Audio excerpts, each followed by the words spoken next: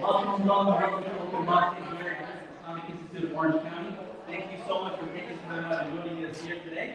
This is our meet and greet time from 11 to 11:30. We want you to kind of check out all the different stations that we have here. If you haven't done it yet, check them out. We have a henna station to get henna done. We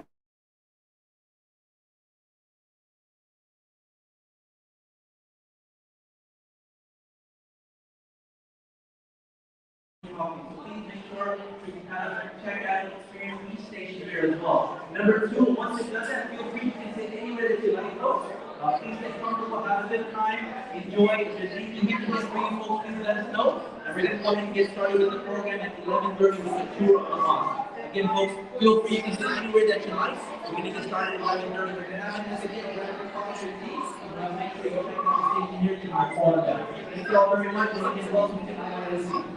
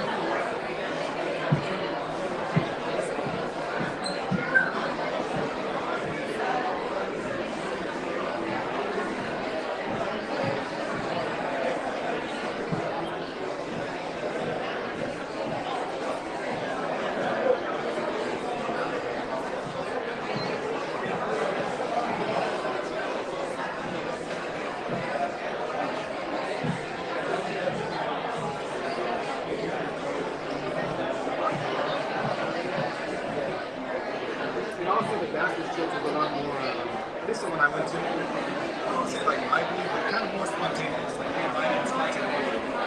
Yeah, yeah. You know, my grandma was the type. Yeah, exactly.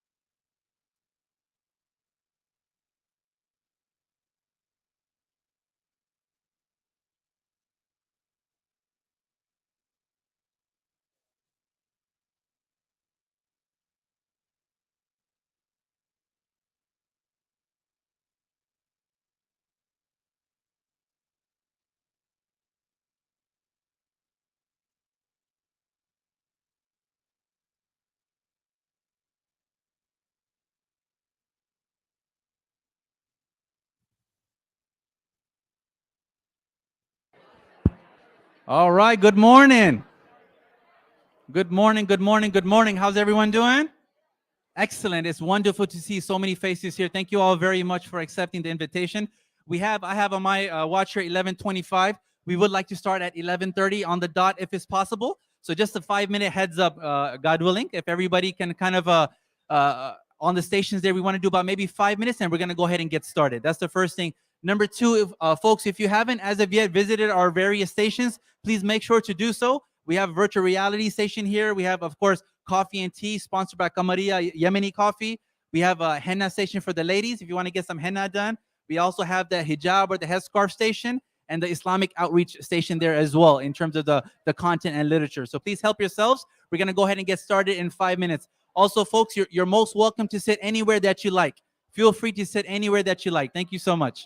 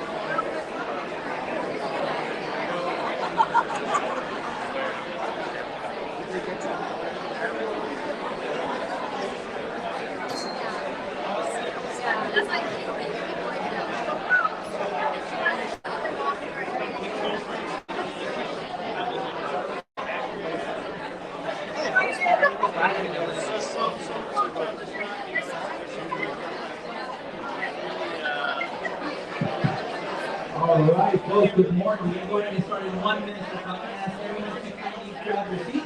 I would really appreciate it. It's like a full house here, and I appreciate it. So if everybody wants to grab your seats, I would really appreciate it. We're going to go ahead and get started in 1 minute. Thank you so much.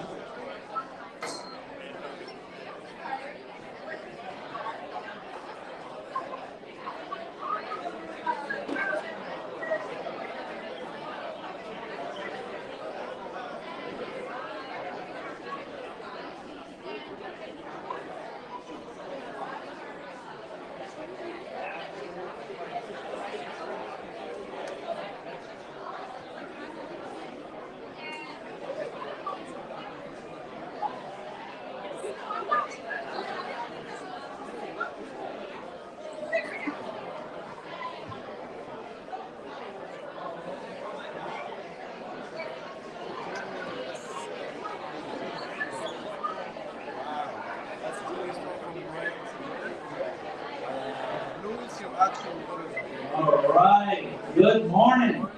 Like the sixth time.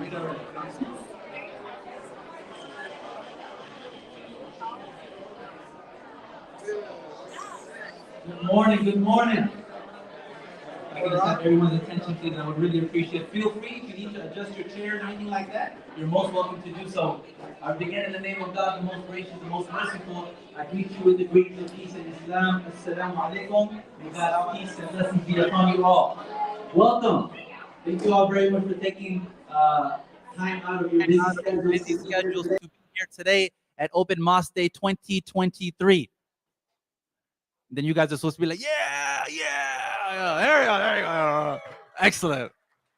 I'm going to be totally off script today. We're going to have a good time, but that's what it's all about. I hope, folks, ladies and gentlemen, as you have entered this mosque, from the moment that you entered, I hope you got that IIOC greeting, that Muslim greeting and welcoming that we hope everyone gets, not only in our session here today, but throughout the day today. I hope everyone is going to be experiencing that today, because for us, it's an absolute privilege and honor for you folks to be here today. So thank you all very much. It is a Sunday. That means for many people, tomorrow is either school or work. So therefore, we want to respect everyone's time. We want to try to stay on time as much as possible. Might have to go off script a little bit, but it's okay. But we're going to have a good time. I want to give you a little bit of a roadmap of how we're going to proceed today. But before that, I'd like to just introduce myself. My name is Jamal Zaheen. You can call me Jay-Z for short. Yes. 8 years and it's still going pretty strong. I like that, right? I'm honored to be part of the outreach department here at the Islamic Institute of Orange County. We're blessed and we're honored that events such as this we try to have throughout the year. I know it says Open Mosque Day. It's slightly misleading in that one might think it's just one day out of the year. Let's scratch that for a minute. It's every day. Any day anybody wants to come to a mosque, you are most welcome to come to learn about the faith. Open Mosque Day is just a way that many mosques here in Southern California, and by extension, the nation, in a unified fashion or form, we try to do it together. We try to get together as much as possible to extend this invitation to our guests. So therefore, for you folks on this day to accept, I really appreciate it. We have a lot of people that have registered today. I know some people are still at service and they're going to be making their way here as well. So I really appreciate that. I want to give a big shout out to all the volunteers here at the stations. Please give it up for all the volunteers at all the stations. Which station was working for you? Let me hear. What was working for you? Which one stood out to you that you felt like, that was amazing? If you raise your hand, that's $10,000. Yes. I'm just kidding. I hope everyone, was there one that stood out to you, folks? Yes. The VR, right? Excellent. We do charge afterwards. I have your credit card on file, my man. Just kidding. The VR station, virtual reality. You put those headsets on, you get to experience something about our faith. I hope you guys like that. What else? The henna, yes, the arts. How many of you got tatted up? Yes. By the way, these stations are going to be open throughout the day. Of course, when we start our presentation and our tour, we're going to kind of just hold off on that only so that you guys can enjoy the presentation and tour of the mosque. I hear some static. That's my OCD. I want to make sure it's not there. Sorry. I get, but these stations will be open, but they're only going to be paused when we have our tour and our presentation, which I'm going to walk everybody through momentarily. If you haven't as of yet grabbed some coffee or tea and snacks, please make sure to do so. In front of you, ladies and gentlemen, you have these business cards. I just want to give a big shout out, mad respects to Qamaria Yemeni Coffee. They actually sponsored all the coffee and tea here today. They're a new location that have opened up. If anybody's in Fullerton, you probably have seen them in Fullerton on, what is it? I think Commonwealth and Lemon, if I'm not mistaken. On the corner. Have you guys seen it? Usually the line is like wrapping around. But I encourage you all, if you ever have an opportunity, please make sure to drop by and try some authentic Yemeni coffee and tea. It's really good. So please make sure to do that as well. I'm really scared here. This is security.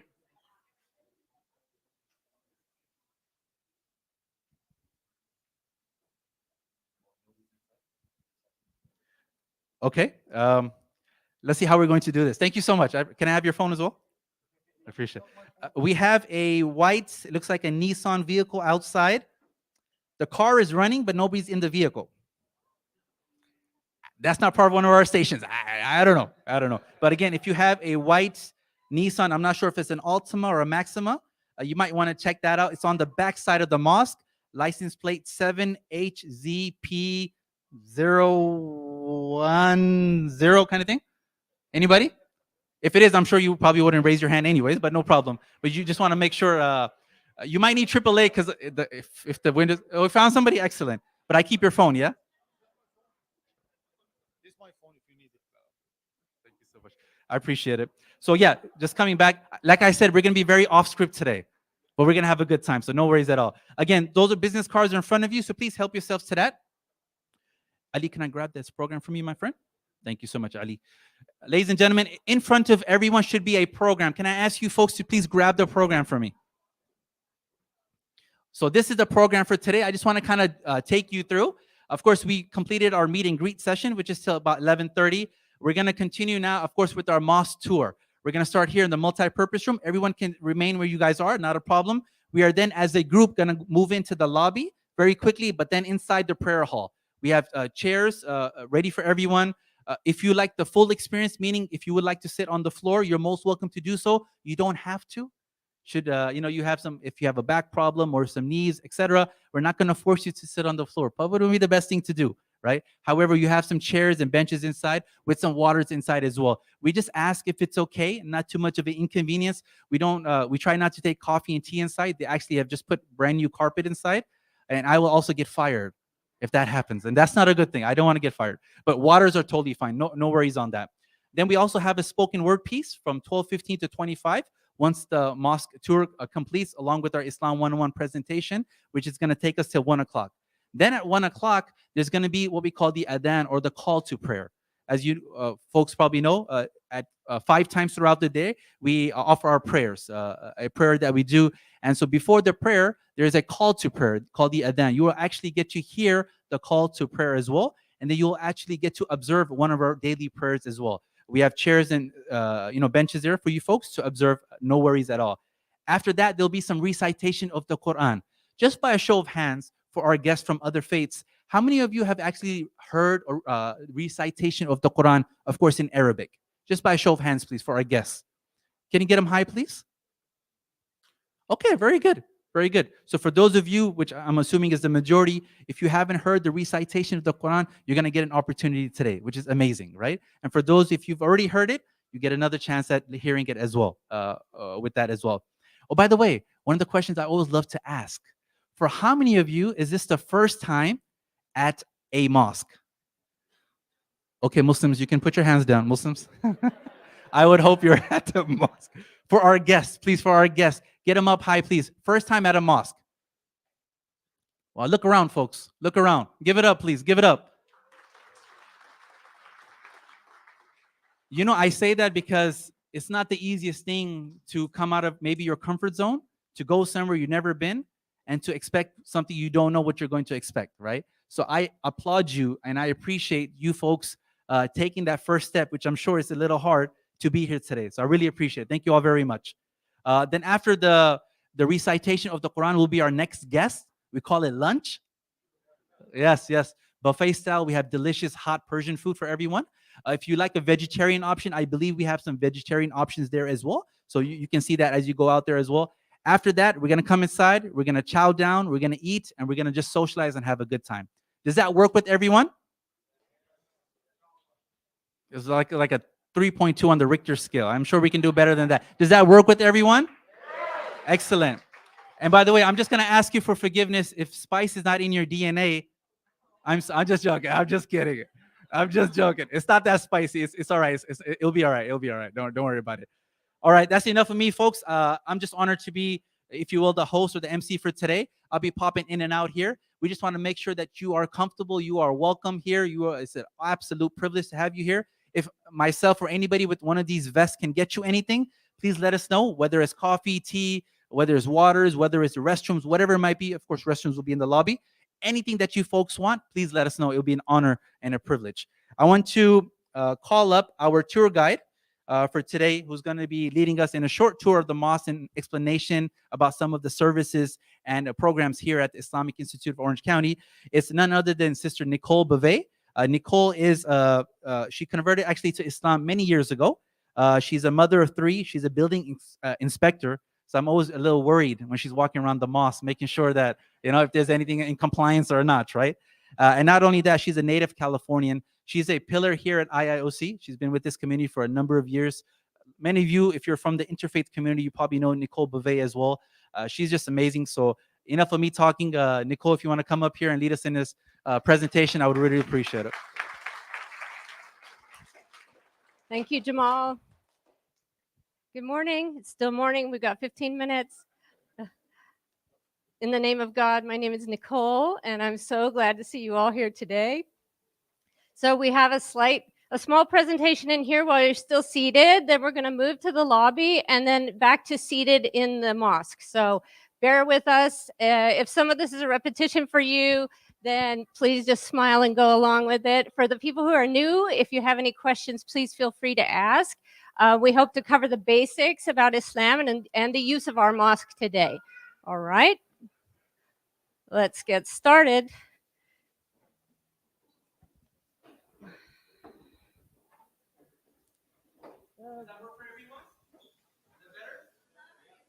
Okay.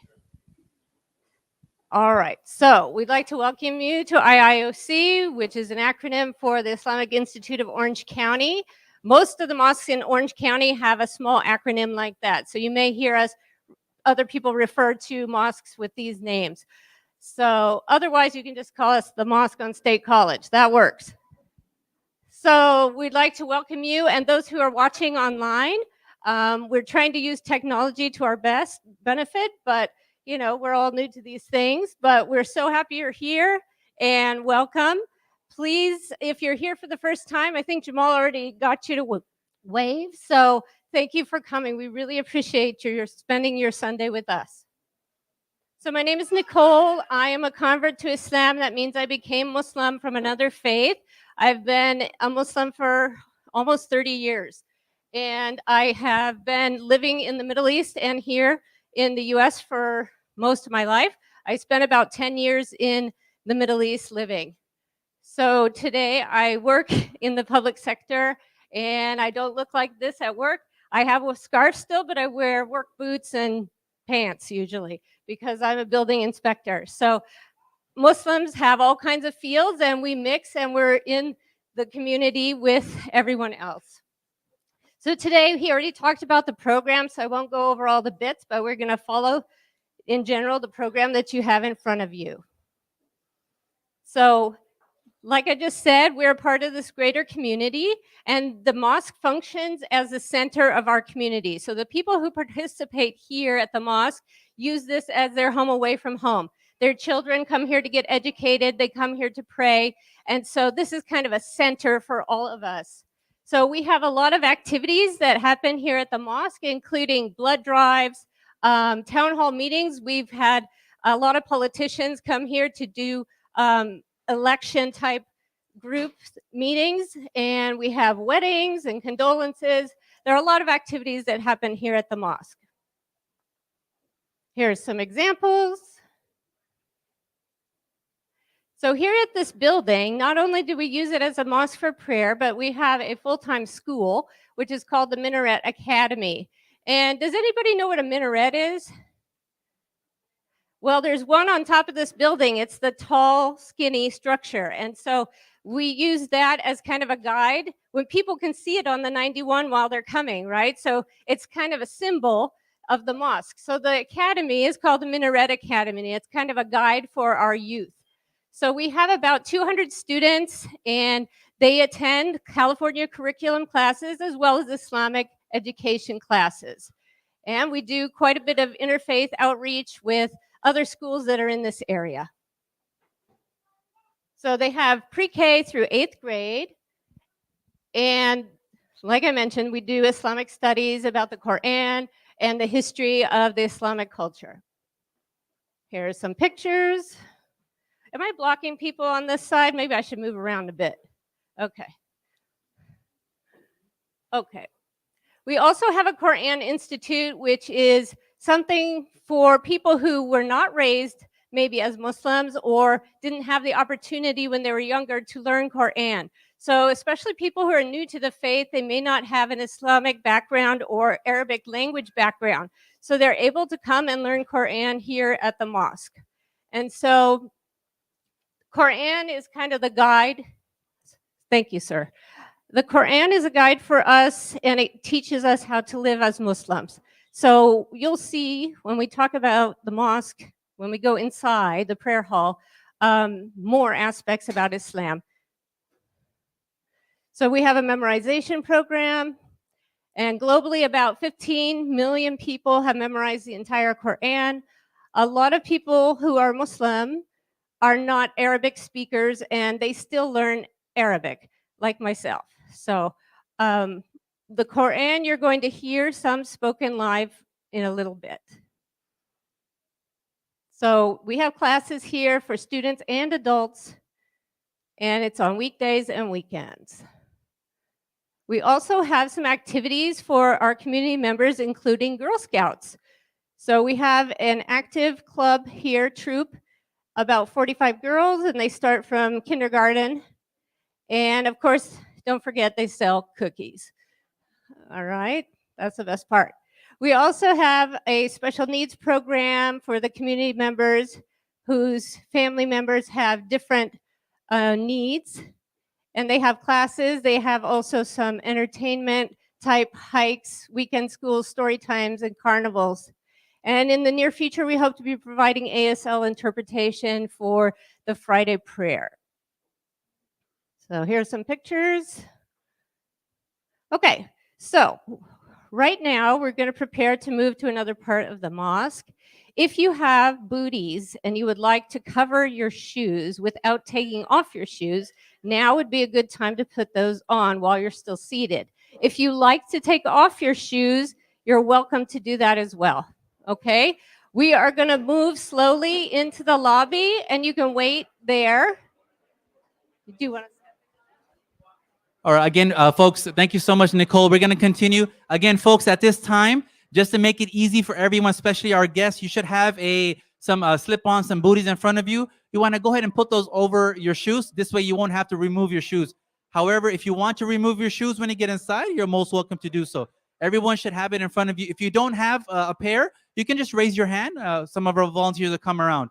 Also, for the ladies, if it's not too much of an inconvenience, we would request if you can put on the headscarf. We're going to go in the prayer hall. It's not mandatory. You don't have to.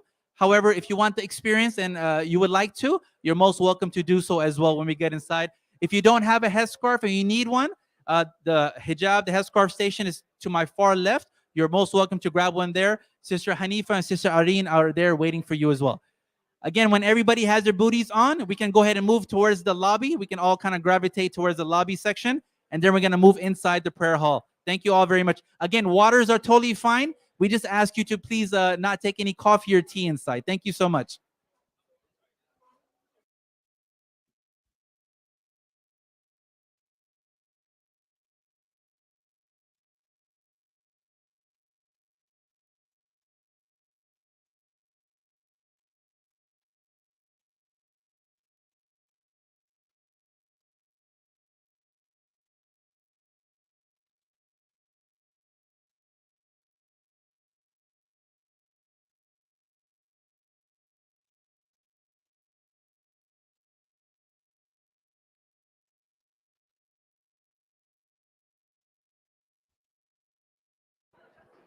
All right, folks, take your time. Take your time. You want to go ahead and put on those shoe covers?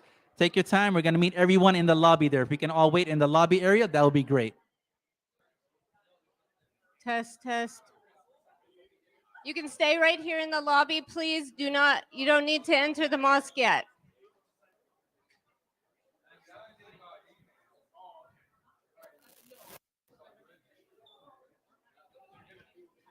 Can you spread out this way a little bit, please? Make space.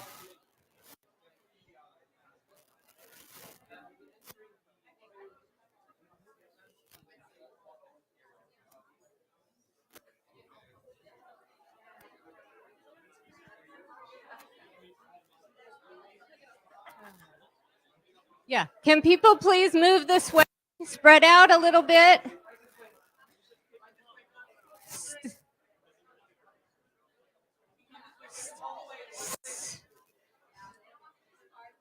Let's let everybody come into the lobby. Thank you.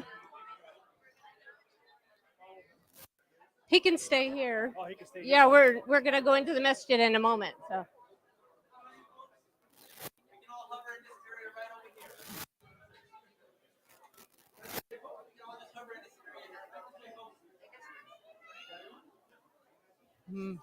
Okay. All right. Welcome to the lobby. So for most people, this is the first space that enter. I may be losing this. Have to hold still. Okay. So if you'd like to look up at the tile work, we have some really amazing tile work in the lobby here that has the Arabic language in it. So there are verses of Quran that welcome the guests to the mosque. So we have here, this is kind of the center. The school that we talked about enters here as well. And then we have a kitchen that we use for events as well as the Friday prayer. And Jamal likes to joke that the only scary thing about the mosque is the spicy food. So today we're not going to burn your taste buds, but we do serve all kinds of food here because our community is very diverse. So we have Middle Eastern food, Pakistani and Indian food, Chinese food, Latino food, American food, usually all of those things on a Friday. So we have a very, very diverse community, and so we welcome everyone. So they're going to be preparing the lunch that we'll have in a little bit. So if you see on the wall behind Awesome, raise your hand. There's a picture over here of Mecca. This is the Kaaba in Mecca. And so just an example, you can see the large quantity of people. What we're looking at is a view of the roof. And so there are layers, there are several floors of the mosque here full of people just like that on the roof. So every year we have a pilgrimage to Mecca, which is one of the pillars of Islam. And so about 2 to 4 million people will try to attend every year. And this would be an example in this picture of how crowded it gets there. So if you're financially able, most Muslims will try to go at least one time in their life, and maybe more if they can afford it. So we're going to move into the prayer hall, and the prayer is one of the pillars of Islam as well. And we are going to either you can leave your booties on and walk in with those. You can put your shoes on the shoe rack. So when side, we have chairs or benches, and you may sit on the floor as well. So if you could just face the screen when you come in, we're going to have some more presentation inside. So slowly, if you could just make your way inside.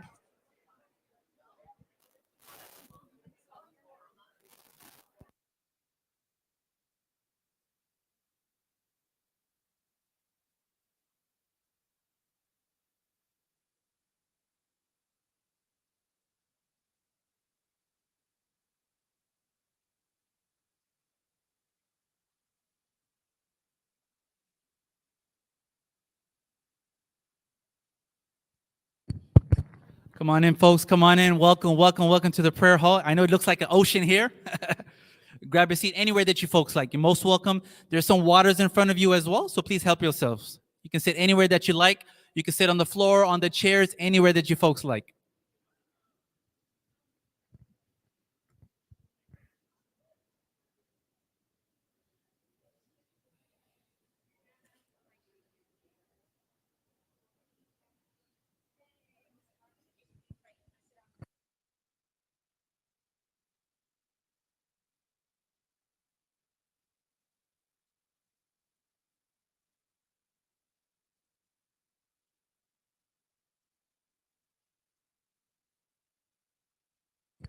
Come on in, folks. Come on in. Welcome, welcome, welcome. Anywhere that you folks like, please go ahead and grab a seat. Anywhere that you folks like. There's some water bottles in front of you as well, so please help yourselves. Come on in, folks. Come on in. Anywhere that you folks like, come on in.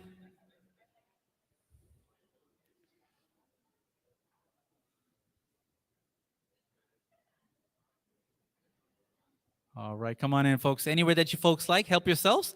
And we have water bottles in front of you.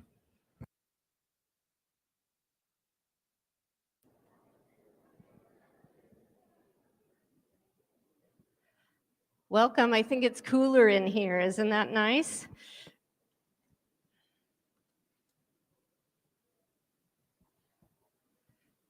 Go ahead and get yourselves comfortable, please.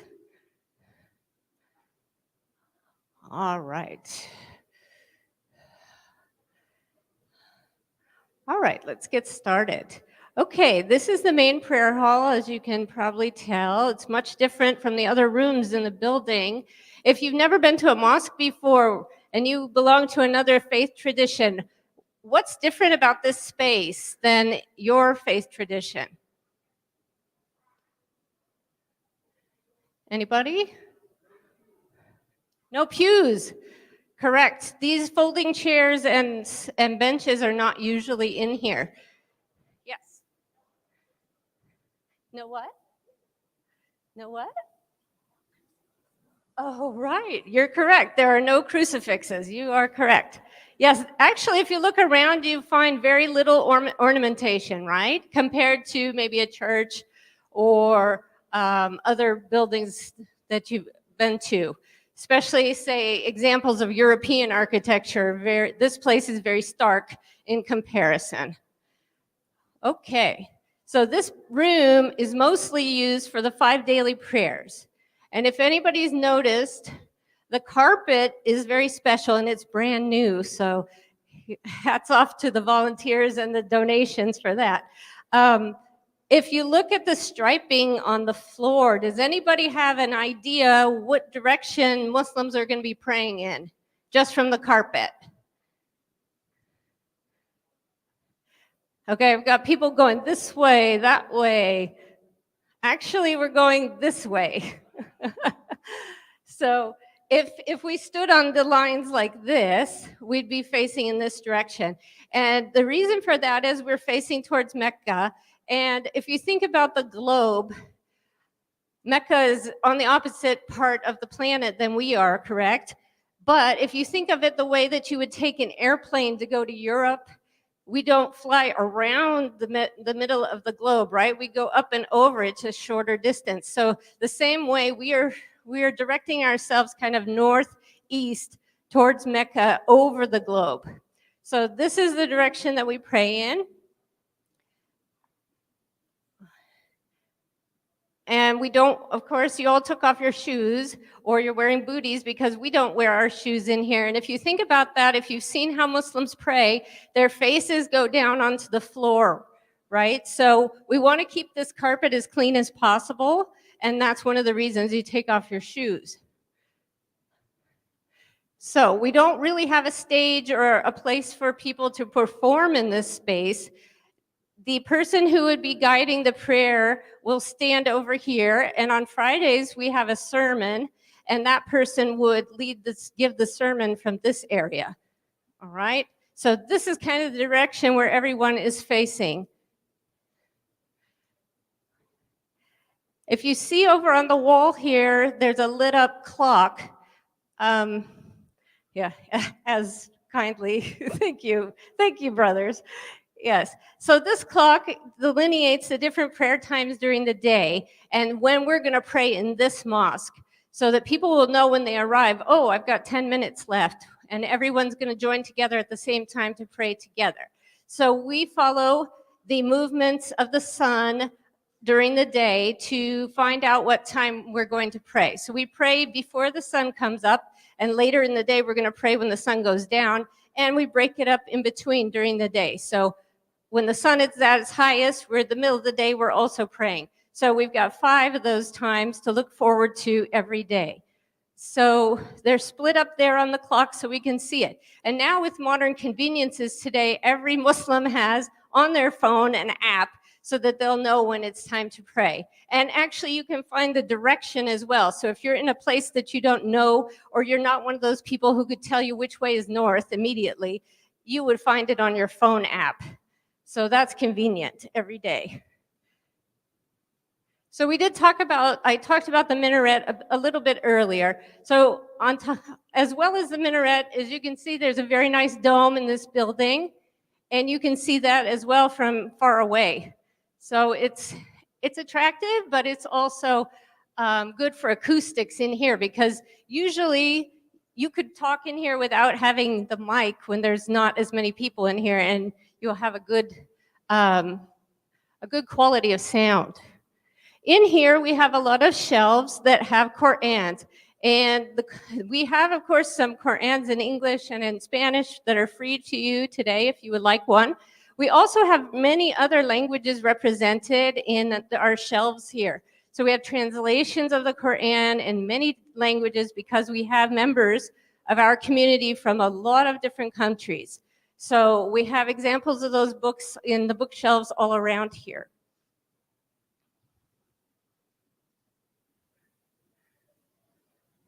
So every Friday is our day of worship where we gather together. So as Christians visit the church usually on Sunday, we come together on Fridays. And that's kind of inconvenient when you think about the way things work in America, because we're working on a Friday usually. It's not the weekend. But people still take a break in the middle of the day. Sometimes they come during their lunch, have a little bit of extended lunch, and come here. And we usually run 2 programs on a Friday because of space. We don't have enough room to have everybody in here at one time. Sometimes we spill out into the side rooms. So we would have about 500 to 700 people coming on a Friday.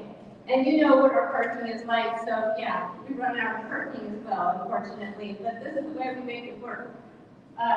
So we would have someone, it could be the house imam or religious director who would lead the prayer here, or sometimes we have guests from other places, and they would give the lecture and the prayer at the same time, and we have 2 shifts usually.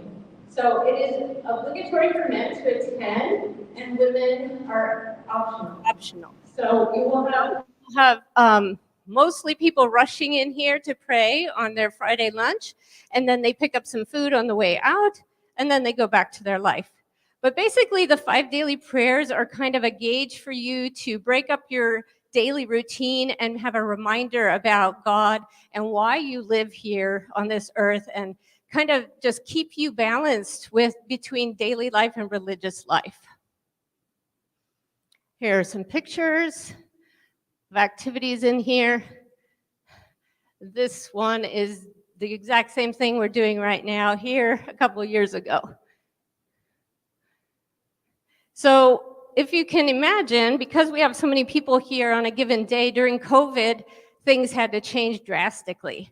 So once we were allowed to have some congregational prayers again, we had some tents back here in the yard. And we ended up praying outside in open air tents with carpeting outside. So that was kind of the switch up that we had to do to make it work during that time. And we also had the opportunity to do a lot more charity work and donations because there was a lot of need during COVID. So we had some different food distribution, diaper distributions, started really getting their momentum during COVID, and we've continued them to today. So those are some of the things that we benefited from out of COVID, I guess, that we were able to institute some more charity organizations and opportunities for our community. And this is an example of how many people would come through on a given day. So that concludes my portion of this mosque tour, and we are going to have an opportunity for questions soon, but we're going to move on with the program that Jamal has laid out for us, and hopefully I'll get to speak with you all a little bit later, and if you have questions for me then, I could talk to you during lunch. All right, thank you. All right, give it up for Nicole Bove, please. Thank you so much, Nicole. I really appreciate it. I just want to highlight maybe one or two things that Nicole talked about, and that is just for us here at the mosque, we don't live in a bubble. That means that we are part and parcel of the society, and we are also doing our best to address any type of concerns or issues in the community. So for example, when Nicole talked about pivoting during the pandemic, from that time till now, and some of the volunteers are here, we actually have monthly food distributions and diaper distributions. And many of those folks that actually come for those services, they're not Muslims. I mean, they're from other faiths. And it's an honor, like I've said many times, to actually help and assist in any way that we can. We have blood drives here where we do a lot of different things. And the reason I say that, because sometimes people might mistakenly think that, as Muslims, we just kind of stick together in a mosque and that's it. No.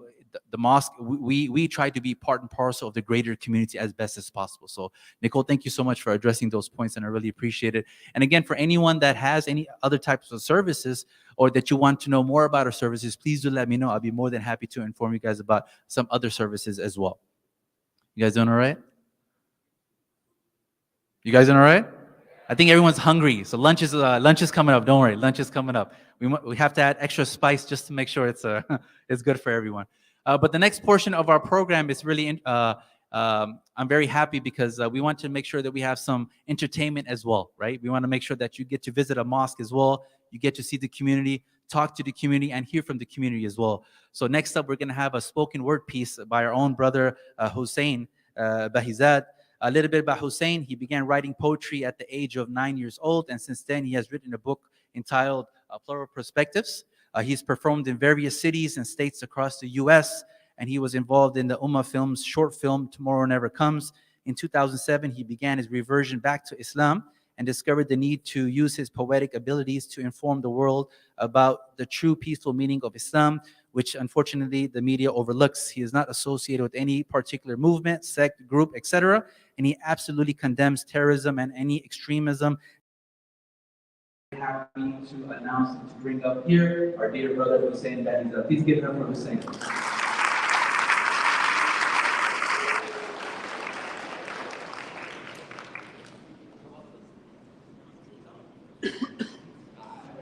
Assalamu alaikum. All my brothers and sisters, blessings to all our guests. Thank you so much for taking the time to be here with us today. Before we get started, I just want to bring out one of these ironic things I was noting about IIOC. IIOC, ironically, one of the best mosque in all of Southern California, but ironically, it's near one of the worst freeways in the world. And if you guys know what I'm talking about the 91. Does anyone know why they call it the 91? Anyone? How old you are with the exit. I thought I was 18, I'm 91 when I. Anyways, before we get further into it, first of all, I really want to commend you guys for taking the time out of your busy, Sunday, anywhere in the world, if you're here with us today, to take your time to learn about something firsthand. We unfortunately have so many things taught to us by the media and by society, and unless we actually do some research ourselves, we'll never know. It's kind of like a restaurant, right? If you want to go try a new restaurant, no matter how many reviews you see online, until you go there and you try the food yourself, you can never say, oh, this food is bad or good. So I commend you guys for taking the time, putting all that aside and to learn. Now, why is learning so important? In Islam, or in the Quran, Allah tells us that we need to learn. Allah put us on earth for different tribes so we get to learn and know one another. Right? Why is this important? Because it promotes unity. I'm sure everyone can relate. If you turn on the news right now, there's so much conflict going on in the Middle East. But ironically, for thousands of years, Muslims, Christians, and Jews have actually been getting along side by side in peace. It hasn't been until the last 100 years where there's been some political division that's caused this hatred and animosity. But if you look in history, because people have got to learn and know one another, there's been so much peace and unity going on. Another important factor of learning is that it helps eliminate fear, right? There's a famous saying, I'm sure you guys heard, that people hate what they don't understand, right? I remember when after 9/11 happened, there was some statistics that showed that something like 60% of Americans have negative or hostile views towards Muslims. However, they did that same study and they said that number dramatically dropped when they actually got to know a Muslim. So by being here and learning about Islam firsthand, it's teaching you, it's giving you the opportunity to learn something first and know from a direct source. The other important thing about learning is that it helps clear up misconceptions. I apologize. Because again, we have one thing told to us by the media, and it's another thing to actually go and learn. And actually with that, I wrote a poem probably 15 years ago about the misrepresentation of Muslims in the media, which unfortunately is still happening today. And with that, I'd like to share it with you today. This poem is called Muslims Misrepresented.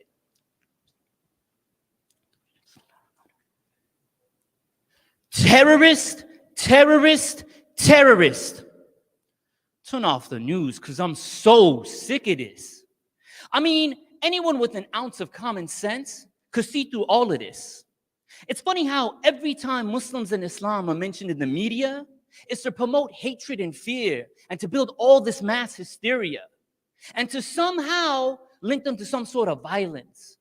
But to show Muslims in their normal peaceful state, shh, and everybody suddenly stays silent.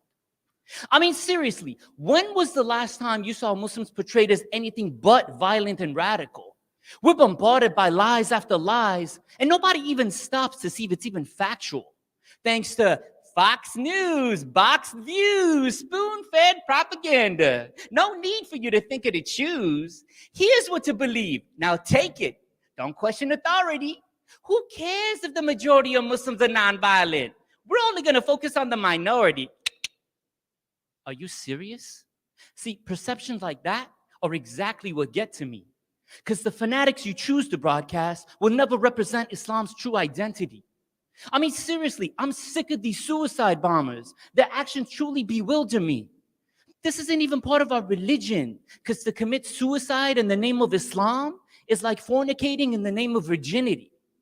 Despite all the facts, some people use religion as a means to promote their own violent ideology. And the media loves these fanatics, so they get all the publicity. This is not what our beloved Prophet, peace be upon him, taught us. This is not how he wanted us to behave. Muslim or non-Muslim, there's nothing holy about putting a child into their grave. 1.6 billion Muslims, and these small fanatics are the only ones you're willing to show? You see, that's exactly why so many don't even know that our religion is that of peace, love, and respect for humanity. But the media distorts all the facts and embellishes on all the fallacies. That Muslims, Christians, and Jews can't live in peace. And to even believe in such a notion would make you nothing but a fool. Huh. Guess they forgot about the 700 years in Spain when Muslims established the rule. When churches and synagogues alike were respected. When non-Muslims could live in peace and security, and their rights were never rejected. So much so that those who were being persecuted were fleeing to Muslim lands. And nowadays, the perception of Muslims is so convoluted, it's no wonder people don't understand. I mean, think about it. If we lived in a nation where the only Christians we ever saw on TV were Hitler, Andres Breivik, and Timothy McVeigh, pretty soon we start to think that Christianity is a religion of violence and hate. And whenever Christians were mentioned, if these were the same types of individuals shown to us every single time, after a while, we come to the conclusion that, man, them Christians lost their mind. So you see, there's good and bad members of every religion, every culture, every race. But we won't truly understand each other unless we can learn to examine each other on an individual case by case. And for those who think that Muslims want to violently enforce their laws and take over the globe, please use some logic and don't believe everything that you're told. First of all, in Islam, there's no compulsion in religion, which means we can't force others to convert, unlike what others did with the Spanish Inquisition. And secondly, under Sharia law, despite what the media tries to twist with their lies, is that a Muslim must respect the laws of the land in which he resides. So before you go banning something you don't fully understand, visit your local mosque and consult the imam. You might be surprised to see Islam different than what you read in a book by a Muslim expert who's not even part of this faith, who wrote the book not to inform people about the teachings of Islam, but to promote his or her ideas of hate. And despite the hatred we Muslims receive on a constant basis, our beloved Prophet, peace be upon him, taught us, show humanity compassion and never be a racist. Because the real man understands his adversary rather than easily hate him. So I'll greet you in the universal greeting of peace. Assalamu alaikum.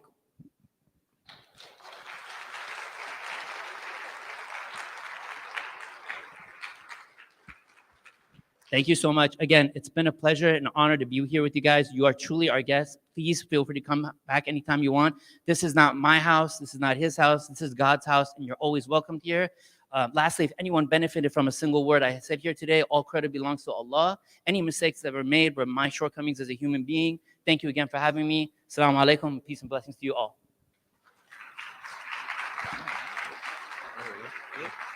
Please give it up for Hussein Bahizad. One more time, please. If we had such a thing as like the IIOC like record label or something, we would probably like sign them up or something like that. You know, that was pretty raw talent there. Thank you so much, Hussein. I appreciate it. Everyone doing all right? We're almost there for lunch. I know. We're almost there for lunch. Being that this is Open Mosque Day, it only kind of makes sense that we also learn about, of course, the faith as well from someone who's very qualified as well. You're looking at me, I'm not qualified. So that's not me going to be doing the presentation. However, someone that's very near and dear to my heart, someone who's, of course, the religious director here, he's going to be doing our Islam 101 presentation, just kind of highlighting the basics of the faith. And then, of course, we would love to hear if anybody has any questions per the topic or any questions at hand. A little bit about Sheikh Mohammed Al-Zahid. He's a religious director here at IIOC. He is originally from Lebanon. He got his a degree from the Islamic University in Medina, Saudi Arabia, a prestigious university. He then, I believe he's working on his PhD right now as well. He then went over to Malaysia where he was teaching. He lived there for a while. He then came over here to Sacramento and then back down here to SoCal. So if I was him, I would be using the frequent flyer mileage there, you know, on that card. He's going all over the place. But it's an honor, of course, and a privilege to have and to call up our dear Sheikh, our dear religious director here at IIOC, Sheikh Mohammed Al-Zahid. Please give it up for Sheikh Mohammed.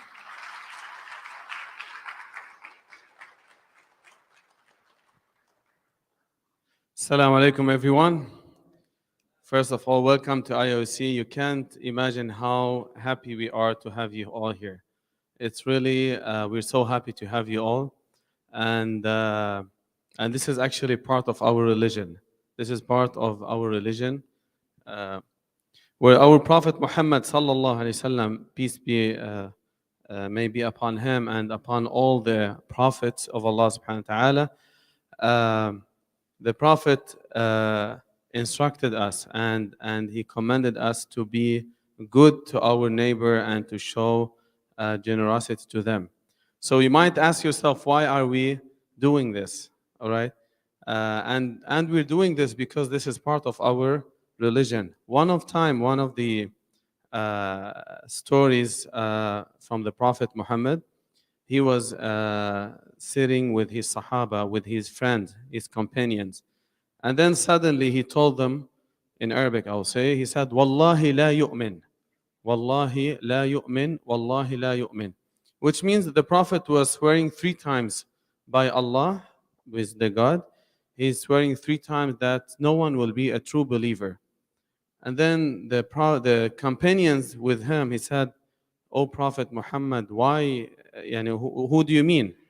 And then he said, La yu'min, a person will not be a true believer until his neighbor feels secure from his wrongdoing. And this is part of our religion, that we spread peace and we show our generosity to everyone and to our neighbors. So welcome to IIOC. And I can't find the proper words to express our happiness and our appreciation for being here with you today. Inshallah, before I start, I had questions. It was early questions before even I start this presentation. One of them is why I'm wearing this. 2 questions: why I'm wearing this, and why I'm covering my head.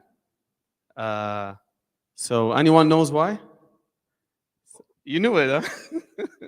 Someone else. Maybe someone realized that I lost some hair. It's not because of that. No.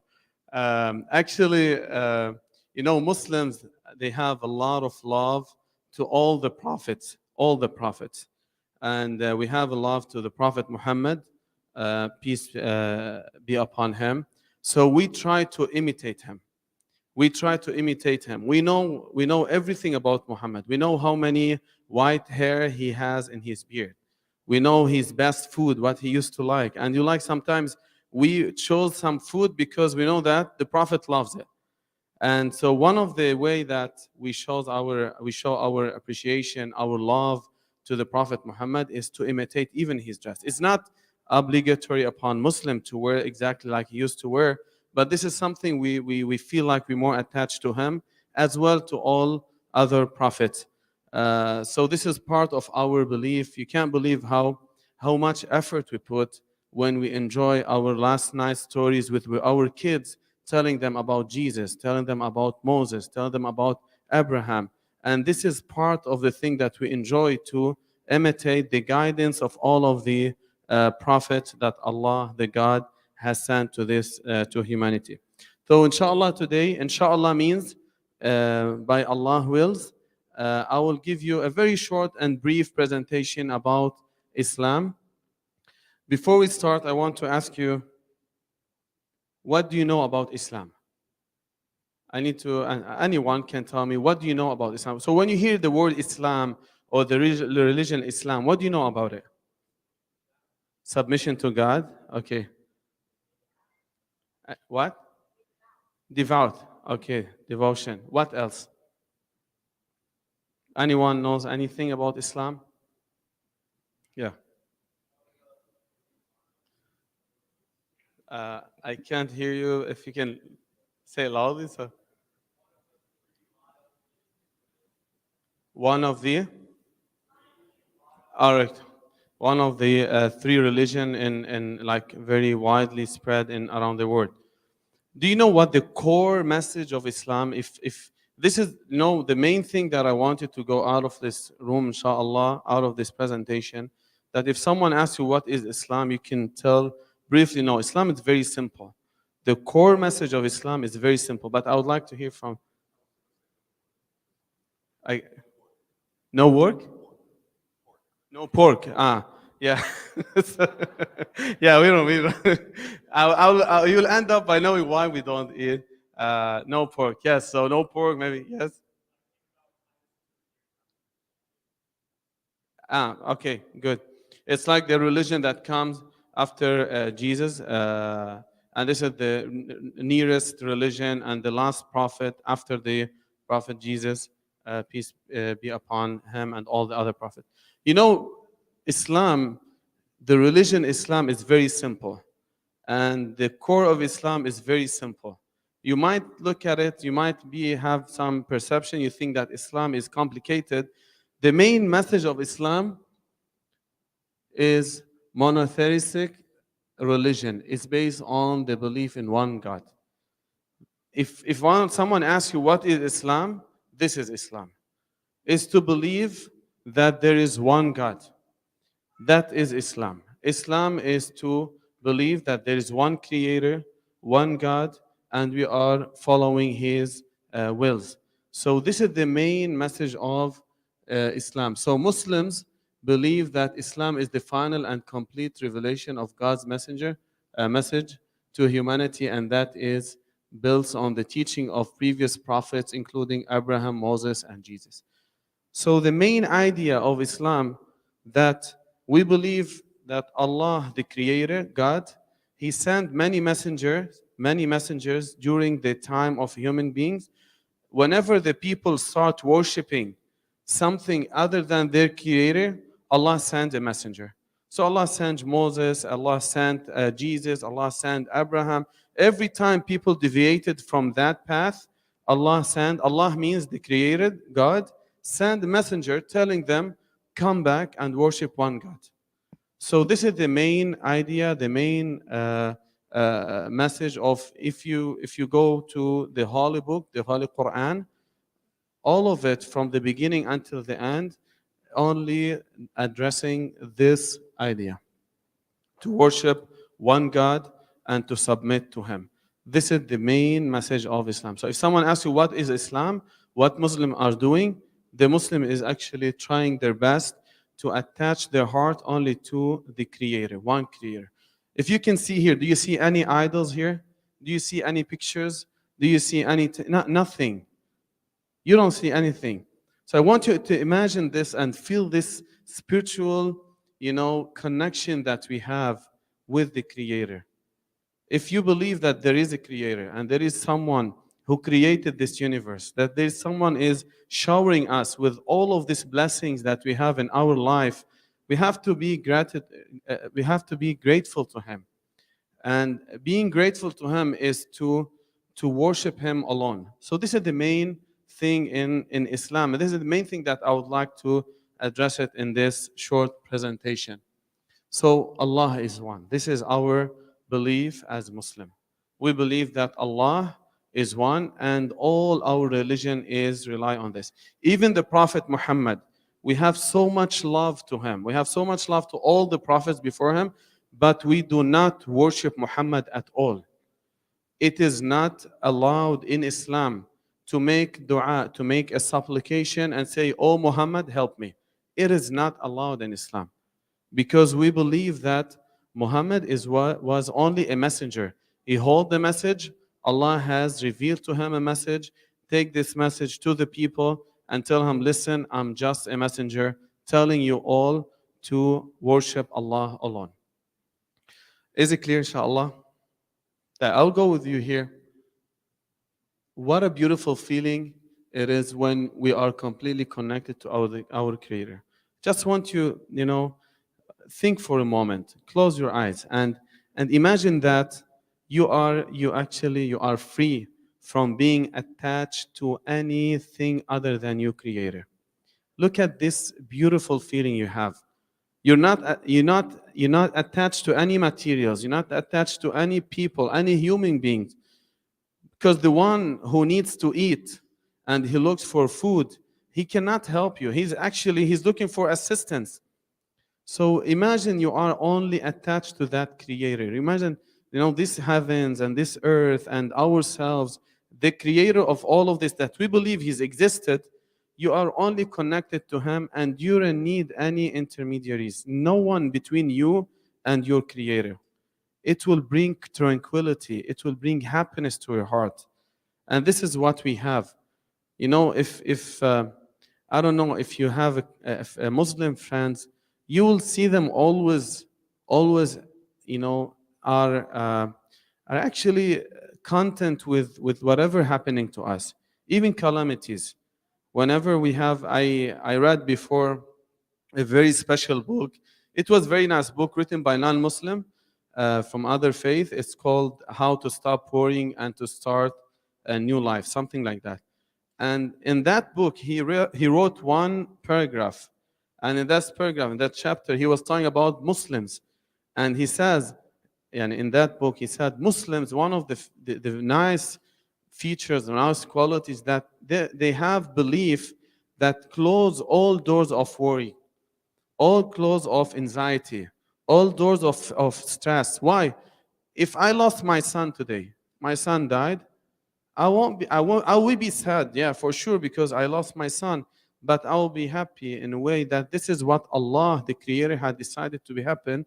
And I know my Creator is so merciful in a way that whatever things, bad things happen to us in our life, we believe that these things are holding and carrying a lot of goodness behind it.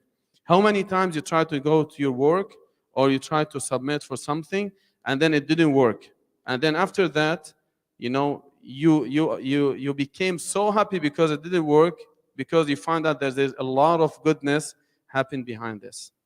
So we have a very special in Islam. It's actually a religion to have a channel, a direct connection between us and our Creator. We don't need anyone in between. This is Islam. This is what our main message of Islam. And I just want you to try during the following days, try to believe in God as a one God, and try to build that relation. Go out, open your window, and look at this universe, and look at the skies, and look at yourself, and remember that you are connected alone to the Creator, that whenever you are facing difficulties, you feel that you are in need to that power. Imagine that you only connected to Him. Just see these feelings and look at the happiness, tranquility that you will get in your heart. So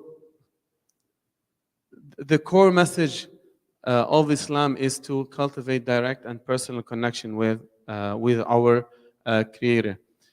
This is what Allah says in the Quran here in the Holy Book. Allah said to Prophet Muhammad, say, O Muhammad, I'm commanded to worship Allah, being sincerely devoted to Him alone. This is the main message of Islam. So I want to ask you, do you know Islam, the word Islam is coming from where? Anyone knows? Actually, at the beginning, I heard some answers. Do you know the word Islam derived from which word? Anyone knows? So we know Islam is submission to Allah. Islam, let's say we said this is the religion to have a straight and direct connection with your Lord. Anyone knows Islam is coming from where? Peace. Do you see it when I say Assalamu alaikum, this word, and Islam, can you see the letters are actually connected? So Islam basically is derived from word peace, salam. Salam in Arabic, when we say Salamu alaikum, means peace be upon you. And as well, Islam is coming from submission. Submission. So this is the two things. Remember, peace and submission. This is the main thing from where the word Islam coming from. So Islam means peace acquired by submitting your will to God Almighty. So it derived from the word peace, purity, safety, submission, and obedience. So the word Islam means submission and refers to submit our wills to Allah subhanahu wa ta'ala. Allah means the creator or God. Any question about this? All good? Fine. So Islam beyond the religion of Prophet. If you remember, we said Islam is submission. Islam is peace. Muslims believe that Islam is not only the religion of Prophet Muhammad, peace be upon him. It's not only the religion of the Prophet alone, but we believe that this is the religion of who? All the prophets. We believe. Why? Because we believe that all the prophets were sent by the Creator, by God, to tell people to spread peace and to tell people worship and submit your wills to your Lord. This is what we believe as a Muslim. So I will quote one ayah. One ayah mean one verse from the Quran where Allah, the Creator, mentioned that, or were you witnesses when death approached Jacob, when he said to his sons, what will you worship after me? And they said, his son said, they said, we will worship your God and the God of your fathers, Abraham and Ishmael and Isaac, one God, and we are Muslims in submission to him. So this is what we believe as a Muslim. We believe in one God. We believe that Islam is the source of peace and is to submit our wills to Allah Azza wa Jal. And we believe this is the religion of all prophets. Clear, brothers? Any questions? Okay, we'll continue, inshallah. So when the Prophet Muhammad was sent as a messenger, he was calling others to Islam, correct? I would like to share this one verse quoted from the Quran that it held a lot of meanings and a lot of nice things.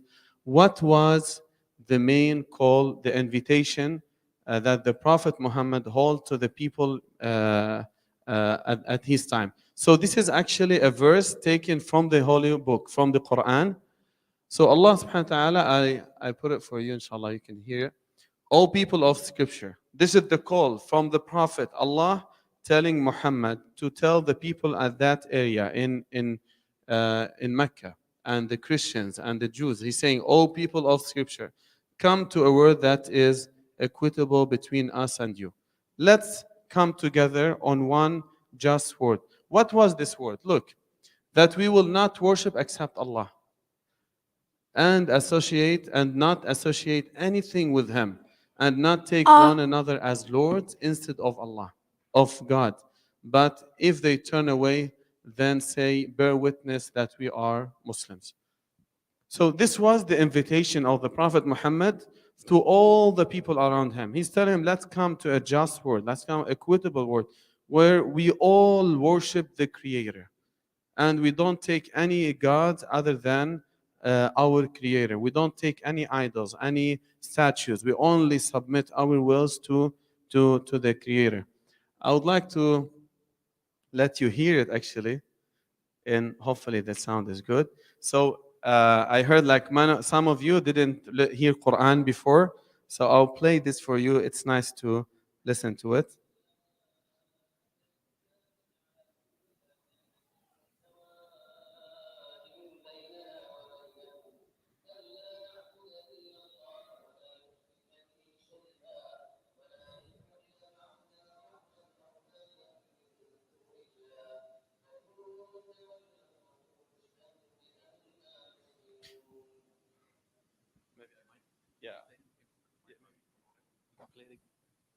So this is how we recite the Quran when we pray. قل يا أهل الكتاب تعالوا إلى كلمة سواء بيننا وبينكم ألا نعبد إلا الله ولا نشرك به شيئا ولا يتخذ بعضنا بعضا أربابا من دون الله فإن تولوا فقولوا اشهدوا بأننا مسلمون. So the word that you heard just right now, we believe as Muslims, this is the exact word that the Creator said to sent to the Prophet Muhammad sallallahu alaihi wasallam. So this is the word of Allah, the word of the Creator. This is the connection between us and Allah. That's why we have a lot of tranquility when we hear the Quran. That's why we are happy when we read the Quran, because we are reading the word of the Creator.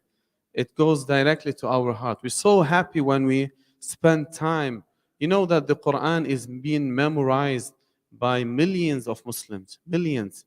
And these millions have memorized the Quran, which is about 600 pages. They memorize it word by word, letter by letter, with millions before them and millions before them, until you go back to the Prophet Muhammad.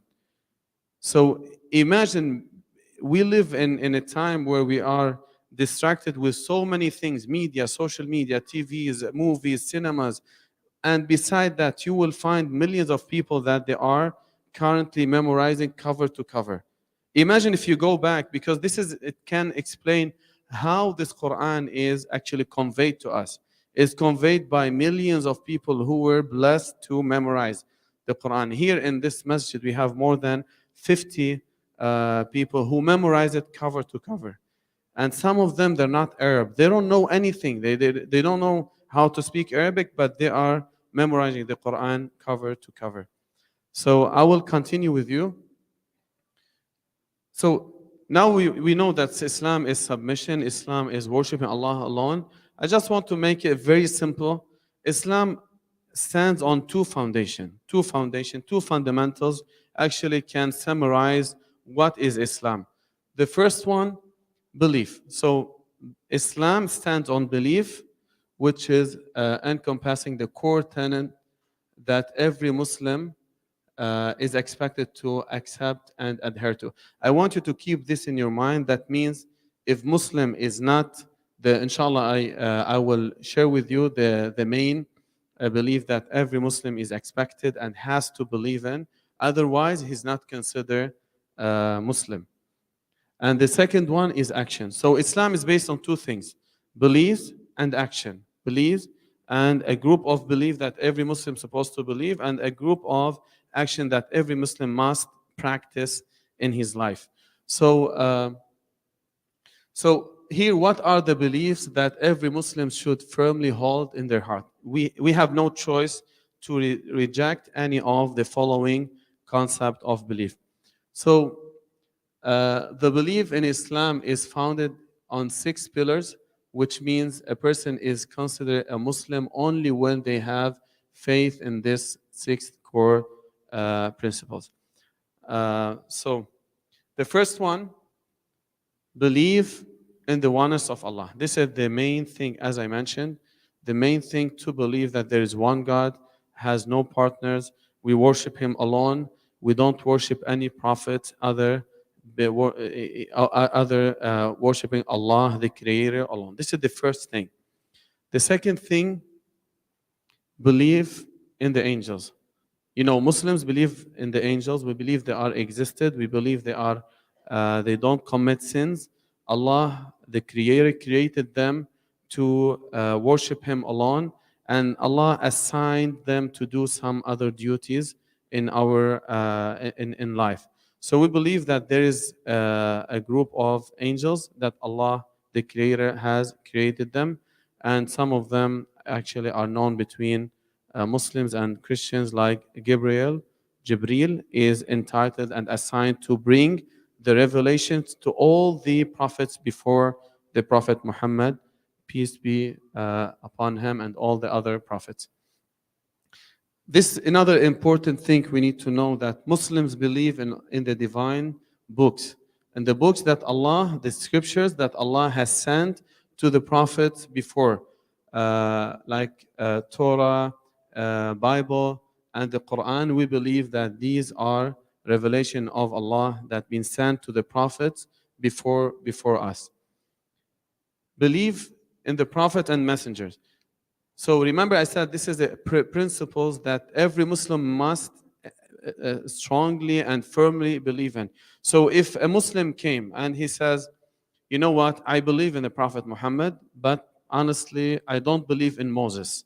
What do you think? Is this person considered Muslims according to what I mentioned? If someone says, you know, I love all the prophets except Jesus, I don't like Jesus. He said, probably because I see. What do you think? Is he considered Muslim? He's not a Muslim. Is not considered until he believes in all the prophets that God sent them to this to the human.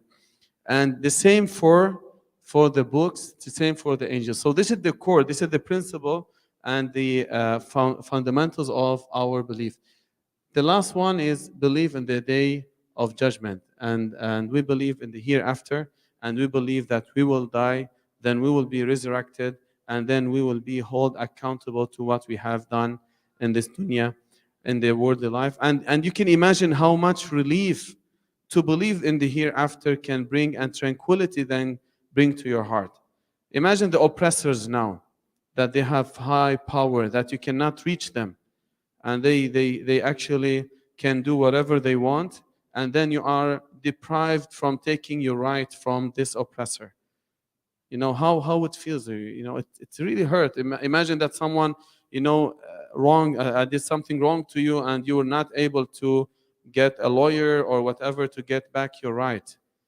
But when you believe that there is a hereafter and there is a God, and this God is just, and He will hold everyone accountable to what he has done in his life, this is the hereafter that we believe in. And the last one, we believe in divine preordainment, which is called al-qadar in Arabic. They believe in God's divine will and the concept of destiny. This is one of the things that we believe, that everything is determined by our God, our Creator. That there is things Allah has created them, and Allah preordained that these will happen. That's why this is the thing that bring a lot of tranquility to our heart and our life.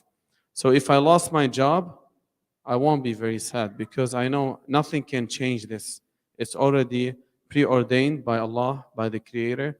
And we know that the one who decreed this, He's merciful, and He's holding a lot of good behind this.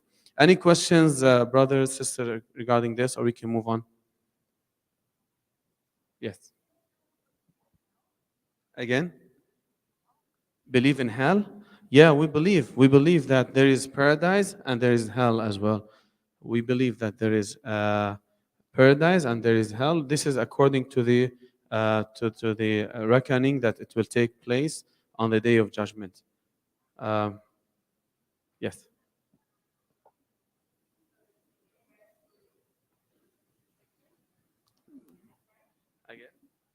Do you guys believe in the crucifixion of Crucifixion. Did Jesus crucify? This is what you mean, right? We believe that Jesus did not or was not crucified.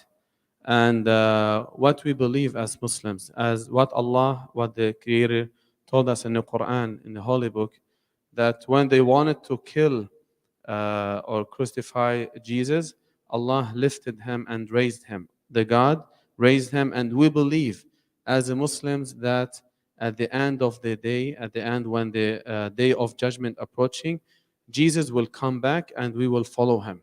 Jesus is coming back. This is what we believe as a Muslim. So we don't believe that he was crucified.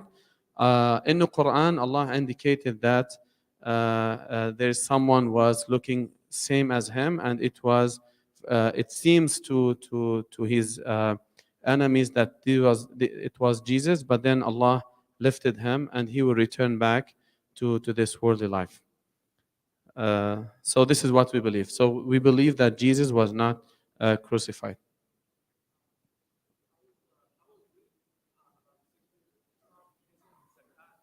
Yeah. So he's talking about zakah. I'll go to this, but this is the group of beliefs. This is the group of belief. As I said, Islam stands on two pillars. One of them beliefs, and the other one is action and practices. So this is the group of belief that we believe in Islam, and every Muslim must believe in it. And they're not optional. You have to believe in Allah, in the oneness of Allah, oneness of the God. Believe in the angels, divine books. Believe in the prophets and messenger, and the day of judgment, and the qadar preordainment. Yes. Is what? If we know we go to paradise or hell for a Muslim. Yeah, the concept that we believe that the oneness of Allah, to worship Allah alone without associating any partners to Allah, is actually the way to enter the paradise. This is the way. But the sinful people, the sinners, are they, all the way go to paradise? It depends on their sins. It depends on their sins. So we believe that Muslims who submit his wills to Allah and who wronged other without asking for forgiveness from the God, he actually is exposed to be punished in the hellfire, but it will end up by entering, after he's purified from his sins, to enter the paradise. So we believe that paradise, the main, as I mentioned, the main concept of Islam is to worship Allah, the Creator alone. So this is the concept that Allah created the paradise as a reward for those who worship Him alone. And the hellfire, when you read the Quran, you will find the hellfire is actually prepared for those who do not worship Allah alone. So this is the main thing that so the followers of Moses, the followers of Jesus, the followers of all the other prophets, those who follow them and they submit their will to Allah, to the Creator, and they worship Allah alone, will be in the paradise. So this is the main concept in Islam, that all connected to worship Allah alone, to worship the God alone. All right. Inshallah. Let me, if I can just step in. Sheikh Mohammed, thank you so much. Just because of time, I think we've already started. The questions is getting kind of hot in here, huh? With the question, crank up the AC. But let's go ahead and open up for questions if it's okay. As we have been doing, if you have a question, if you can kindly just raise your hand, I'll have the mic come around so this way everyone can hear as well. And then we have a few minutes. We'll go ahead and take some questions, and then we're going to get over to the call to prayer and then the prayer itself. So if you have a question, if you can just raise your hand, I can come around with the mic. Yeah, while he's having a question, Sure. I will just very quickly brief.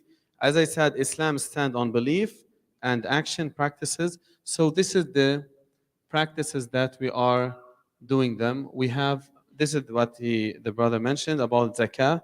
We have five main practices that all Muslims are doing them.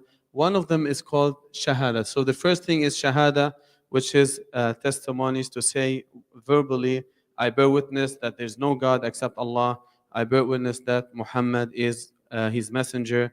And also you can say Jesus is his messenger, Moses is his messenger. But mainly in Islam, to say I bear witness that Allah is one and Muhammad is his messenger. The second one, the 5 daily prayers that we perform. This is the practices that every Muslim is supposed to do. The third one is the zakah, which is called a charity, 2.5% of your saving after the end of the year. If you hold a specific amount of money for 1 year, after you pay off all of your expenses, in Islam, you have to give only 2.5% to the needy ones. In this way, we can, help the needy, and the rich people take a responsibility to be beneficial part in the society. The third one is fasting. If you know that Muslim fast 1 month every year, it's called month of Ramadan. This for people who are able to fast. For sick people or they have illness stops them, they cannot fast. But generally, all Muslims are supposed to fast during the month of Ramadan. And this is an amazing thing that you should try at least to fast one day. It's so beautiful. You might see people like Muslim, how come you don't eat from dawn to the sunset? It seems, difficult, but it brings a lot of, a lot of happiness. A lot when you feel, sometimes you get hungry, you feel the poor people, you feel that you are doing something for the sake of Allah. You have time to clean your head from a lot of desires, a lot of things, and you focus on the purpose of your existence. It's very beautiful. Fasting is a very beautiful to have, time alone and to purify your head. And the last thing, we have pilgrimage, which is the Hajj. Every Muslim, if he is physically, financially able, is to go to Mecca. I think you have seen Mecca before, the one in Saudi Arabia. One your lifetime, one time if you are able to, Muslim, we go there and we perform the pilgrimage. So this is the practices that we are supposed to do. Any questions? All right, so I'm here in the Hajj back. and Umrah, the detailed question. Yeah. Any questions here, folks? Feel free. We have a few minutes for questions if you folks have any questions. I'll come around with the mic here. Sorry?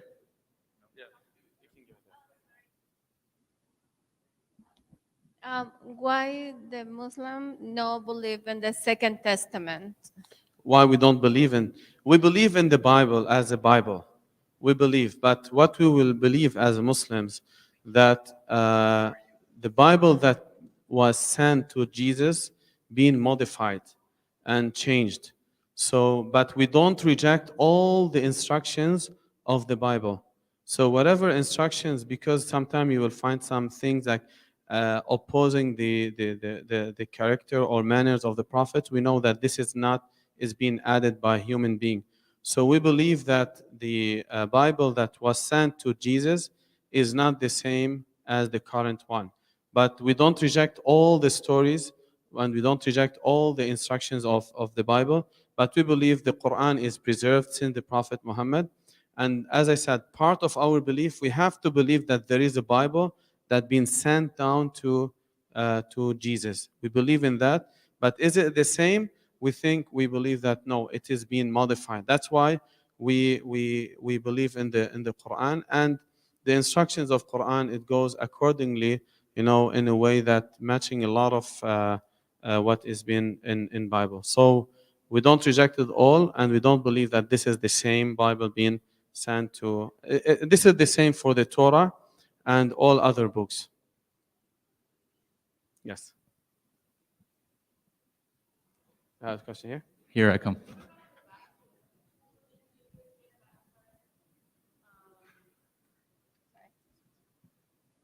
What do you guys think about the baptism? Again? What do you mean by Baptism, when you get baptized? baptized? Can anyone explain to me? Baptized is what? Jamal?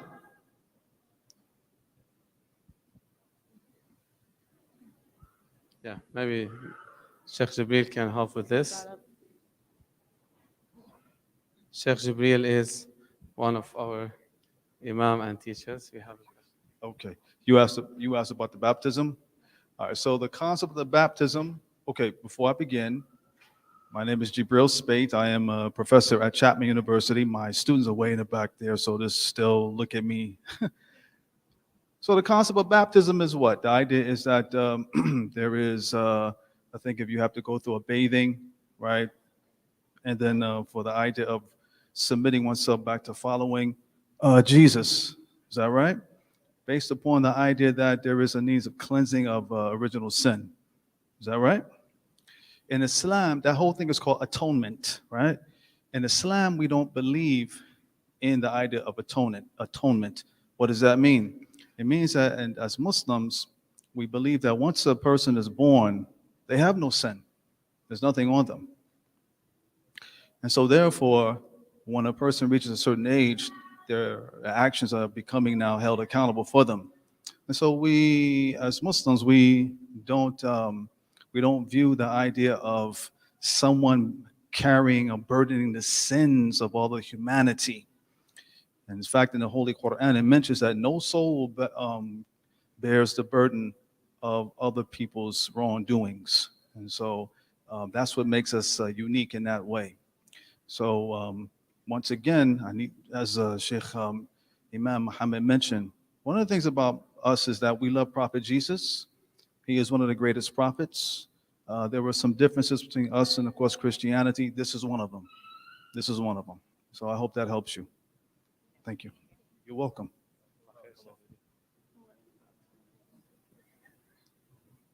Okay. Have another question here? Just looking at the time, it's about 1 o'clock. We want to try to do our best to stay on time. Just want to respect everyone's time. For those of you, if you do have questions, of course, during lunchtime, you're most welcome to ask questions during lunchtime as well. But at this time, Sheikh Mohammed, thank you so much. I wanted to ask you if you can, we're going to make the call to prayer. If you could kindly explain to our guests what is the call to prayer and what's going to be happening momentarily. Yes, inshallah. So as I mentioned, that part of the practices that all Muslims are doing is the prayers. And we have 5 daily prayers that we do every day. And these 5 daily prayers start from the dawn, from the early morning when the dawn enters. And then we have another prayer, this is the second prayer that we have during the day. It's called the midday or dhuhr prayer. And then we have afternoon at around 4:30, another prayer. And then we have another prayer when the sun set, and we have the last prayer at night. And this is a way very beautiful that we are connected to our Lord, to our God, 5 times a day, You start your day by a prayer. You are, feeling that, very nice feeling. You are getting closer to your Lord. You are worshiping Him, asking Him, in your to be guided, to have success during this day. And then you end your day as well with another prayer, being thankful, show your appreciation for the lot of blessing that we have. So every prayer, we have a call for prayer, a call for prayer. This call starts with what we call it azan. The azan basically is based on the concept of Islam that I shared with you, that Allah is one and Allah is the greatest and we worship Allah alone. So it starts by saying Allahu Akbar, Allahu Akbar. You heard this before, right? So Allahu Akbar, what does it mean? Allah is greatest. Allah is the greatest. Allah is greater than anything. So Allah is the greater. This is what we say, Allahu Akbar, Allahu Akbar, Allahu Akbar, Allahu Akbar. Both we said it, and then we say, Ashhadu an la ilaha illallah, which means I bear witness that there is no God except Allah. There is no God worthy of worship except our Creator. So we say this twice, and then he says, Ashhadu anna Muhammadan Rasulullah. I bear witness that Muhammad is the messenger of Allah. And then the caller of the adhan, he will say, Hayya ala salah, Hayya ala salah. Hayya ala salah, it means like I'm calling people, come to the prayer, come to the prayer. And then the next one say, Hayya ala al-falah, Hayya ala al-falah. It's very beautiful. It's like, come to the success, come to success. Because the more have connection with your Lord, this is the way of success in this worldly life and in here after. And then we say, Allahu Akbar, Allahu Akbar, La ilaha illallah, Allah is the greatest, Allah is the greatest. La ilaha illallah means there's no God worthy of worship except Allah. And this is the first adhan. And when, this is like we say it when the time of prayer starts. And when we are calling people to pray, we actually do the same thing, but a shorter version. It will add to it only a few words, which is قَدْ قَامَتِ الصَّلَاةِ, قَدْ قَامَتِ الصَّلَاةِ, which means Salah is established, Salah is established. So here where you see the people in the masjid, they stand up and they go to the rows to pray. This is actually the adhan. We call it the call of prayer. All right, now it's quiz time. So underneath your chairs there, you have a piece. I'm just kidding. No quiz there. I'm just joking with you guys. Thank you all very much. Sheikh Mohammed, thank you so much. So we're going to actually do the call to prayer, the adhan, and then we're going to actually offer the prayer as well, kind of like what Sheikh Mohammed spoke about. But a logistical thing that we have to do just so that you don't hurt your necks. We're going to be praying, of course, in this direction here. You guys are obviously facing me.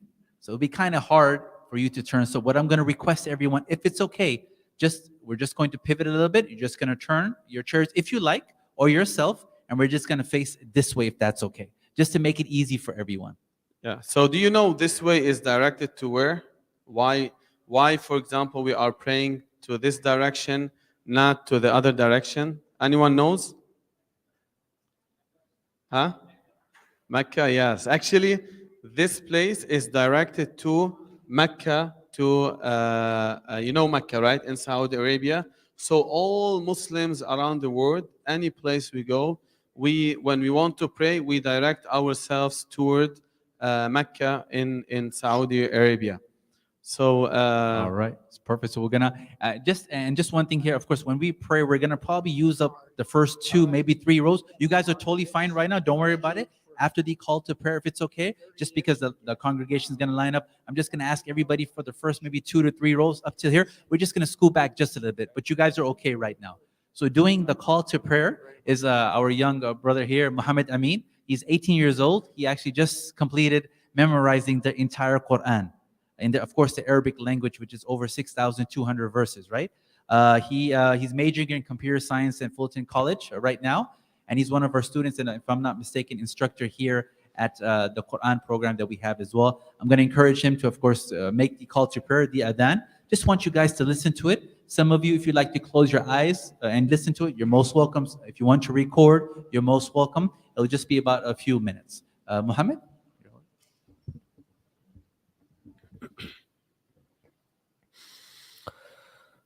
Allah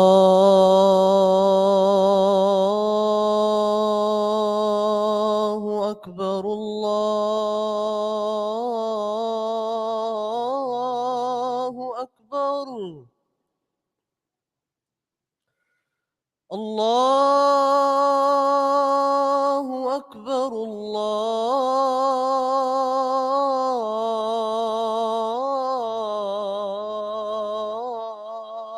الله أكبر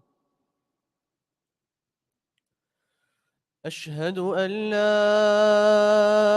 إله إلا الله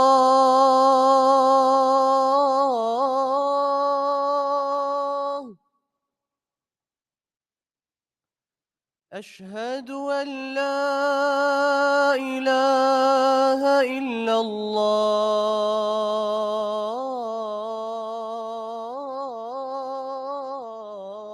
الله أشهد أن محمدا رسول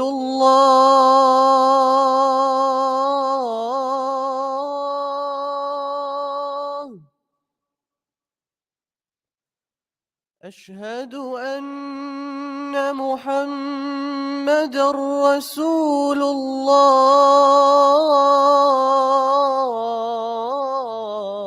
الله حي على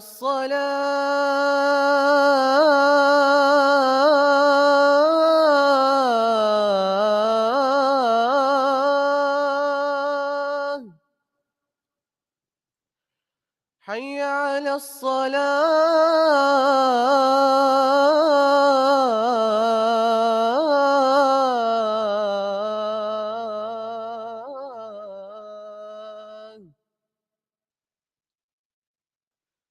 حي على الفلاح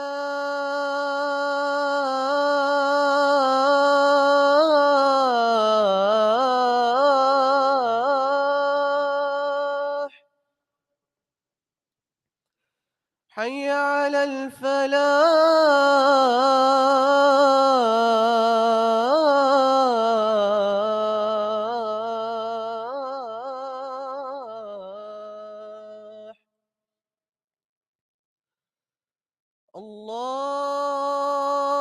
الله أكبر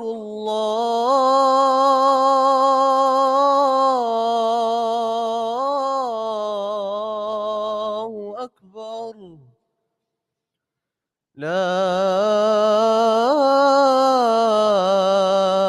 إله إلا الله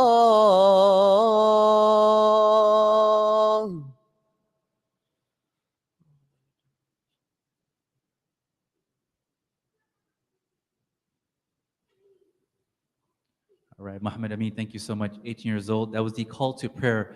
Many times you'll hear it, of course, when right before prayer time. All right, so we pray at 1:15. That gives us about 4 minutes and some change. What people do, they'll do some optional prayers right now. Again, it's an honor for us if you folks are comfortable and just hanging out and observing the prayer itself when we start at 1:15. It'll just be about maybe 5 to 6 minutes. And again, it's just consists of standing, bowing, and prostration. For those of you, of course, if you have a biblical background, it's very similar to the way that Moses and Jesus and Abraham would pray as well, when you find it in the scripture as well. So at this time, folks, for our dearest guests, if I can kindly ask you, we're just going to scoot back just a little bit. You guys are okay. I'm just going to ask you just to adjust your chairs. You can face this way so that you guys can see the prayer. I'm just going to ask everyone just to back up maybe 5 feet or so, if it's okay. You can have your chair. You can just rotate your chair if you like. Again, we're going to be facing in this direction here where Muhammad was giving the call to prayer. Again, if you're comfortable with sitting on the floor, you're most welcome. If you want to just grab your chair and rotate it, you can do that as well, not a problem. Secondly, everyone, I hope, they had waters right under your seat. So you do have some waters there. If you need some waters, please let us know. We do like to recycle. So on your way out, if you see the recycling bins, if you can kindly recycle your bottles, we would greatly appreciate it.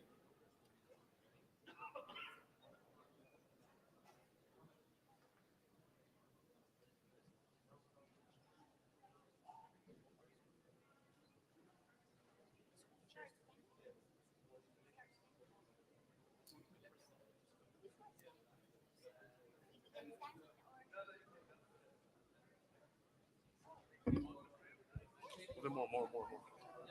Sure.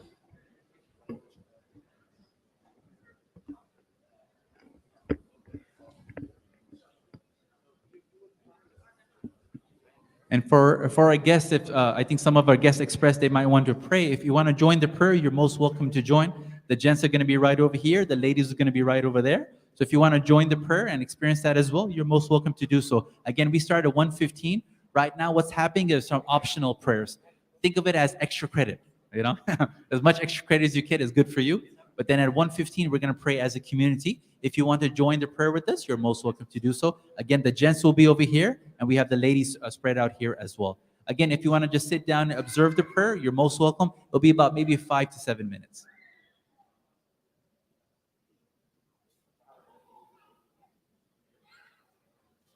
Yeah. And for the gents, for the men in the back, if I could kindly ask you guys to come this way, that'll be great. Just because the ladies, I think, will be occupying that area there. So for the gents there in the back, if you guys want to move up just a little bit, I would really appreciate it. We have a lot of seats over here. You can sit.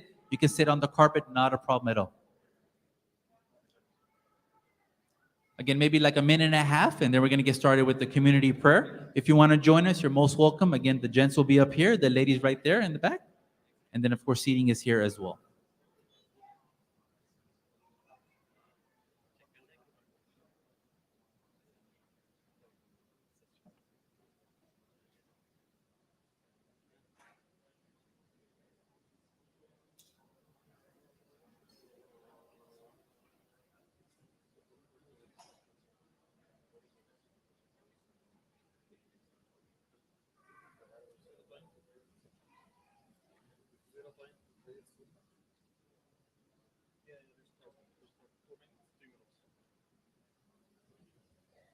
Okay, Muhammad Amin, if you want to give the call to prayer, the iqama, Muhammad Amin, give a call. So this is going to be what, before Muhammad does that, this is going to be the call to the express version, if you will, or the middle version, letting one know that the prayer is going to start.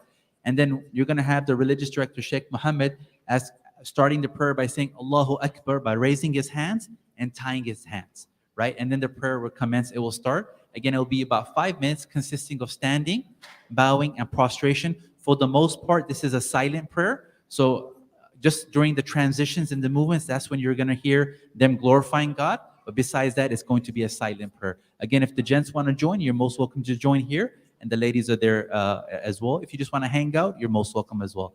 Muhammad Amin?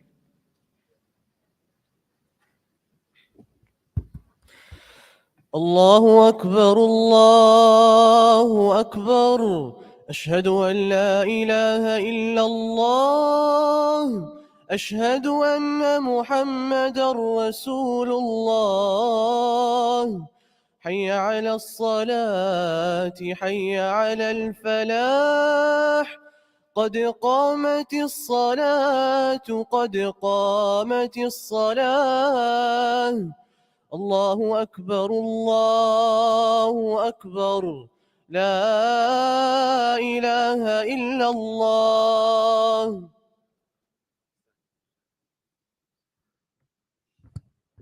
Inshallah, so we will start the prayer. I just want to mention that there's some brothers are joining on the salah from other faith. So I just want you to, those for who joining the salah, just feel like, feel the moment that you are being connected to the Lord, to the creator of this heaven and earth. And when we do prostration, I would, recommend you to ask your Lord to fill your heart with guidance, and you can ask your Lord to show us all the truth and to help us to follow this path. So for the one who are praying for the first time, you just need to follow up, to follow our movement, inshallah. استووا واعتدلوا الله أكبر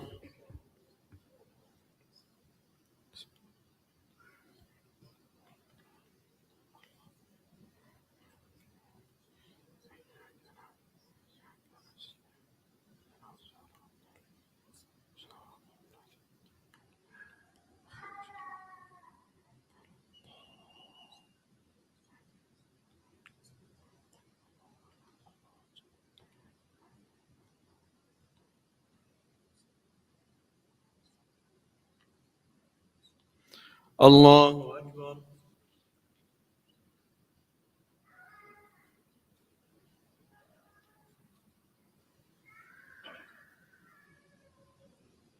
سمع الله لمن حمده.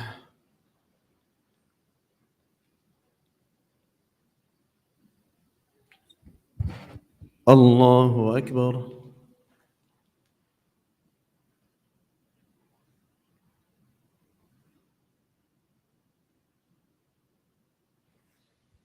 الله أكبر.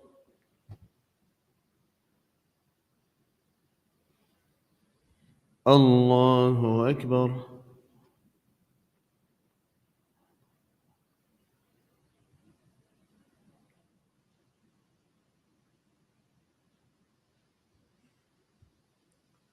الله أكبر.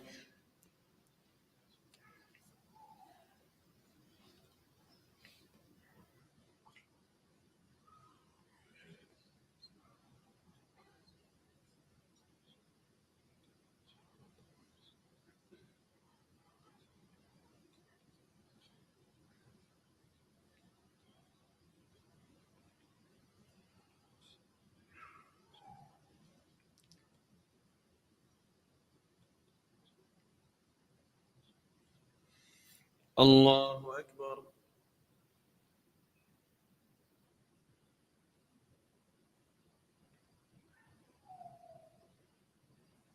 سمع الله لمن حمده.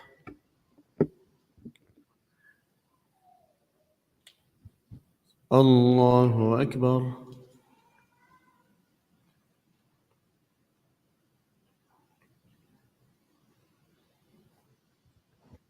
الله أكبر.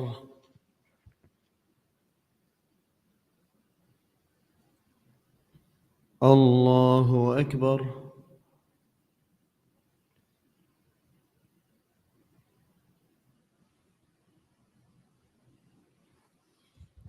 الله أكبر.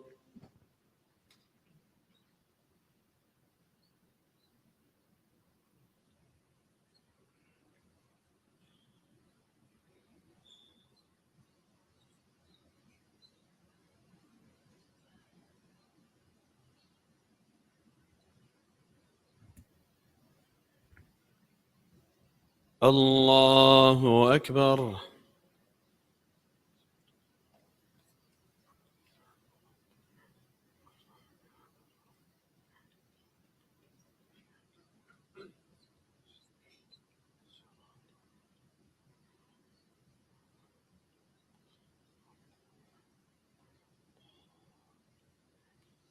الله أكبر.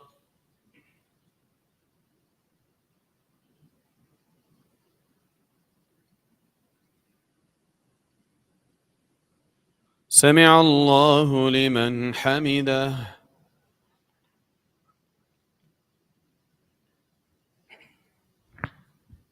الله أكبر.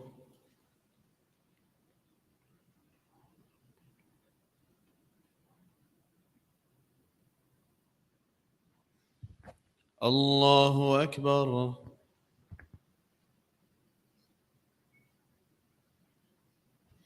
الله أكبر.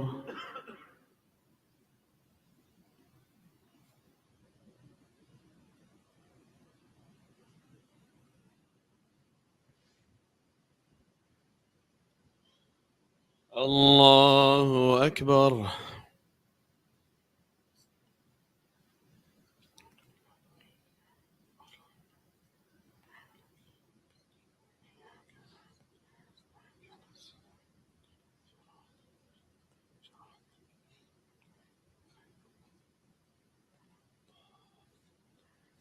الله أكبر.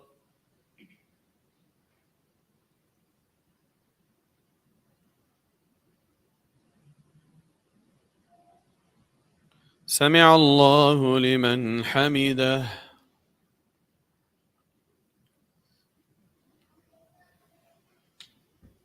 الله أكبر.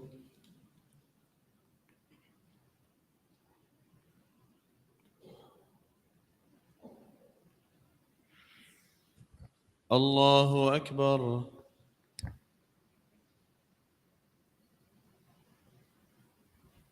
الله أكبر.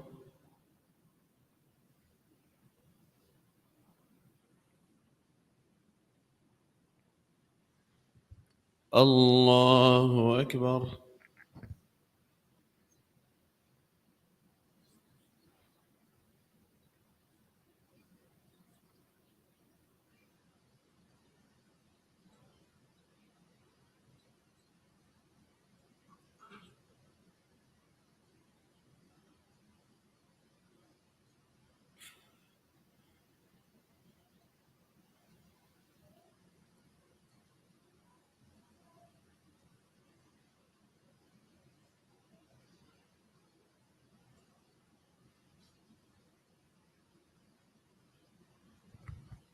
السلام عليكم ورحمة الله. السلام عليكم ورحمة الله.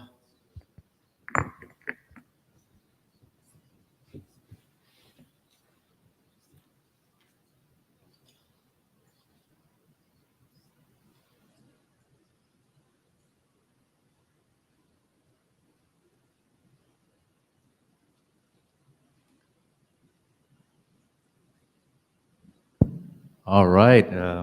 Sheikh Muhammad, thank you so much. I hope that was something that you folks enjoyed observing, actually, to see Muslims pray, one of the 5 daily prayers. Before lunch, which of course is going to be, like I said, our next guest, right before that, we wanted you to actually hear the recitation of the Quran just for a few minutes. I'm going to ask Muhammad to come back up again.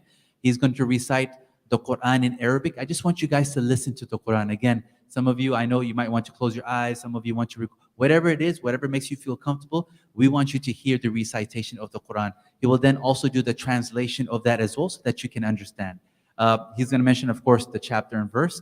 I would also encourage you folks, not as a force, of course, but if you are interested, I would encourage you at our outreach table inside the Islam outreach table. We do have free English and Spanish translations of the Quran. If you're interested in picking one up, you're most welcome. It'll also save you about $14.99 on Amazon.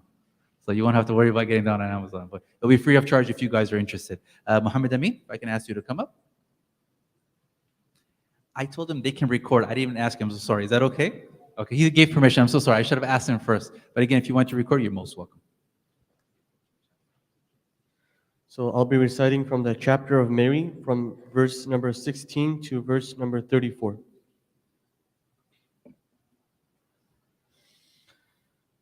أعوذ بالله من الشيطان الرجيم. بسم الله الرحمن الرحيم. واذكر في الكتاب مريم إذ انتبذت من أهلها مكانا شرقيا فاتخذت من دونهم حجابا فأرسلنا إليها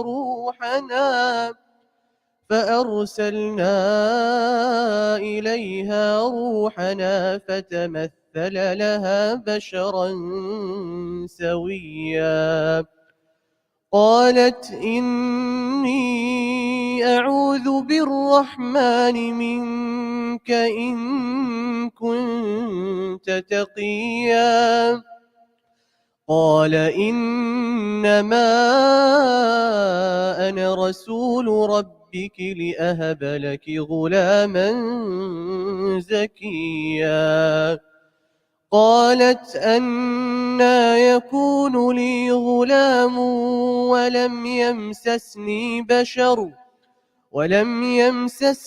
بشر ولم أك بغيا قال كذلك قال ربك هو علي هين ولنجعله آية للناس ورحمة منا وكان أمرا مقضيا فحملته فانتبذت به مكانا قصيا فأجاءها المخاض إلى جذع النخلة قالت يا ليتني مت قبل هذا وكنت نسيا منسيا فناداها من تحتها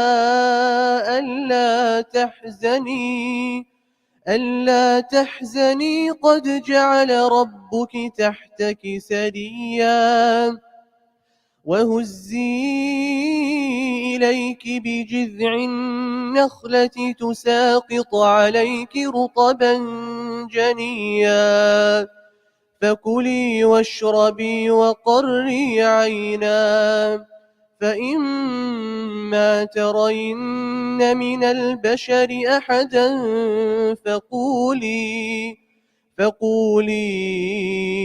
إني نذرت للرحمن صوما فلن أكلم اليوم إنسيا فأتت به قومها تحمله قالوا يا مريم لقد جئت شيئا فريا يا أخت هارون ما كان أبوك امرأ سوء وما كانت أمك بغيا فأشارت إليه قالوا كيف نكلم من كان في المهد صبيا قال إني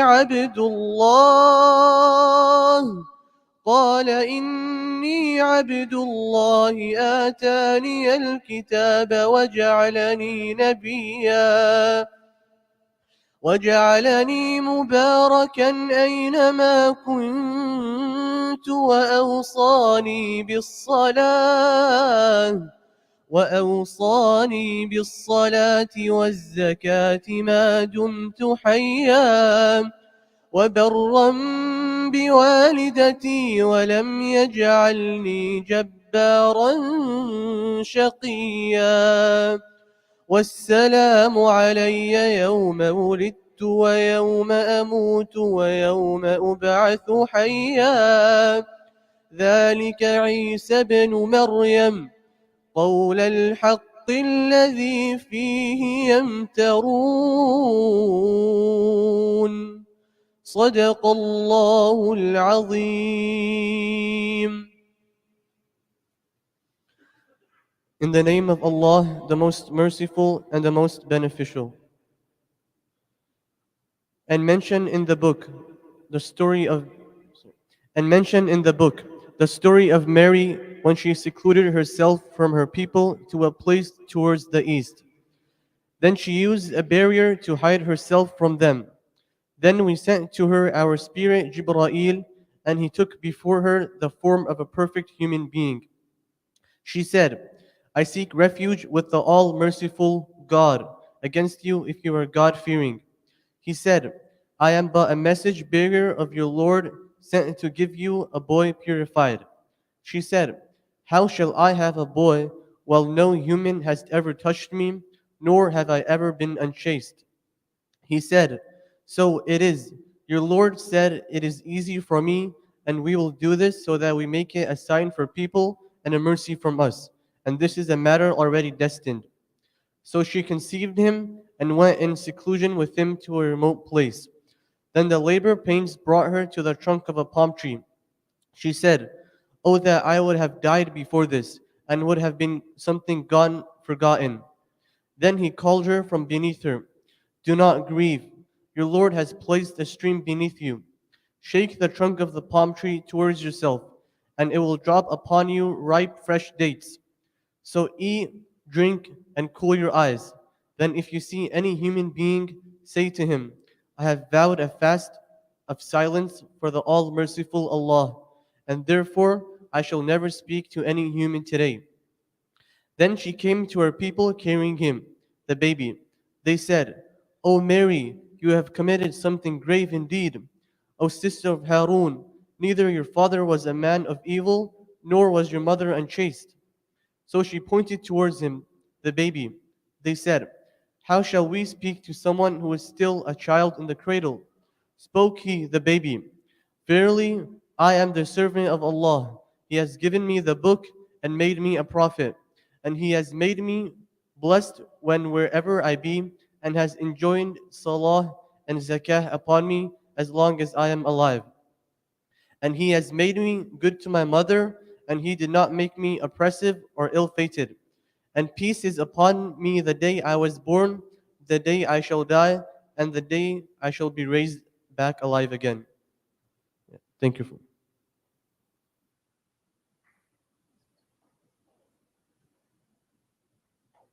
you so much, Muhammad. Please give it up, a round of applause for Muhammad here. I appreciate it. You guys have been amazing. You have been really patient. We wanted to make sure you get to experience this day here at the mosque for Open Mosque Day 2023. We're almost at the tail end of our, of course, discussion here today. So first, I just want to say thank you very much. It's indeed an honor and a privilege that you guys took time out on this beautiful Sunday to be here at the mosque. And for some of you, if I'm not mistaken, this is your first time here. So thank you very much. Second thing is, of course, we're going to now transition over to lunch, which is what I think everyone is waiting for. So thank you again for your patience. We do have, everyone can just hang on 1 second. We do have delicious Persian food, but we do have vegetarian options there, if I'm not mistaken. It is buffet style, so please help yourselves. Plenty of food and drinks. There should be desserts on your tables as well. Anything that we can help you folks out with, please let us know. Volunteers will be around. But number two, as you guys are having lunch, I want to encourage you all. There are going to be, table captains around at your table. Please have conversations with them. This is your opportunity to meet your Muslim neighbor. So ask questions, get to know one another. It'll be really nice to break bread over getting to know one another as well, yeah? So now on the way out, as some of you guys are leaving out right now, when you go out, for those of you with the shoe covers, of course, and headscarves, you should see like a box or something. You're gonna go ahead and put those shoe covers inside there, the headscarves as well. We're gonna go back inside the multi-purpose room, and you're gonna take the door that's to your right. So as you enter the multi-purpose room, the same room that we are in, you're gonna take the far right door. It's gonna take you outside to the back where lunch is ready. You're gonna go ahead and grab your lunch, and you're gonna come back inside from the other door. Of course, volunteers will be giving you directions. Again, folks, thank you very much. Please enjoy your lunch. If there's anything we can get for you folks, please do let us know. There should be plenty of food and drink. Again, thank you so much, and welcome to IIOC, and we'll see everybody back in the multi-purpose room.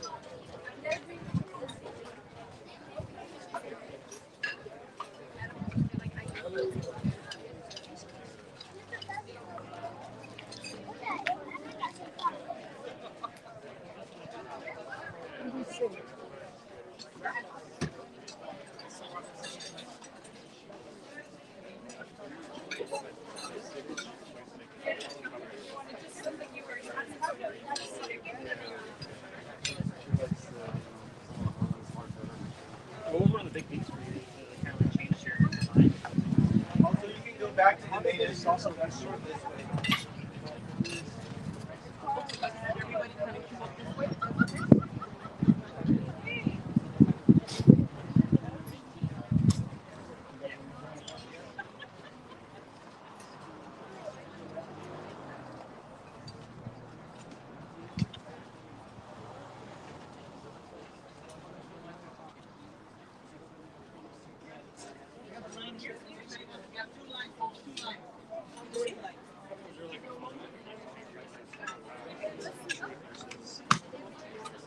Folks, once you get your food, the entrance is going to be on the far left over there. The entrance on the far left. Thank you so much. Please don't forget your cold drinks over here as well. So excited. I'm so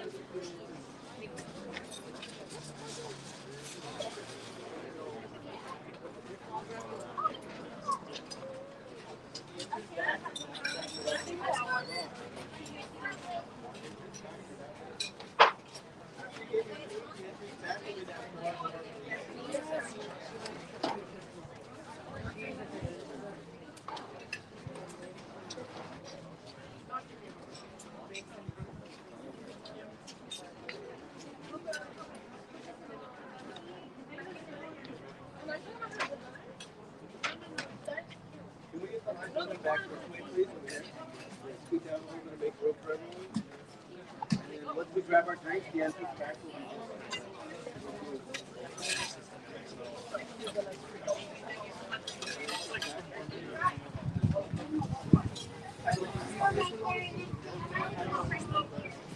so because if we get the coat, go that way instead of they just changed the line. Oh, okay. The line here, so this side was yeah. It's right. You're hungry.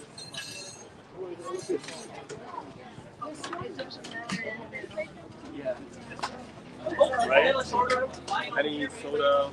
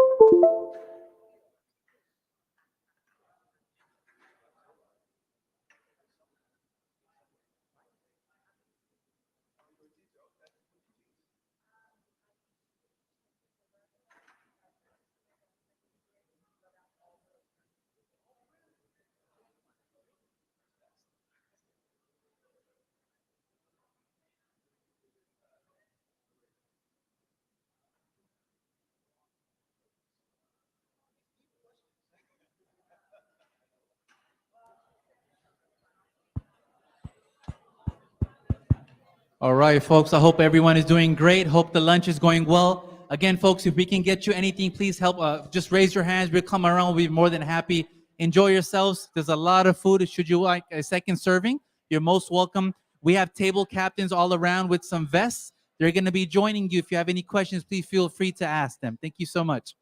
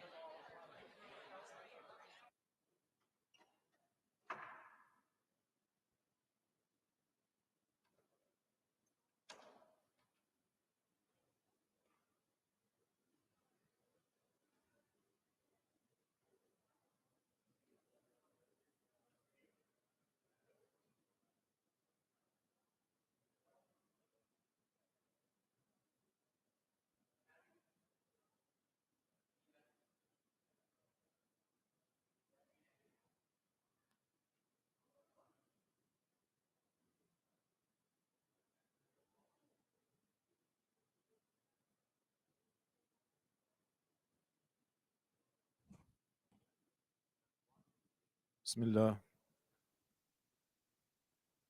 Bismillah.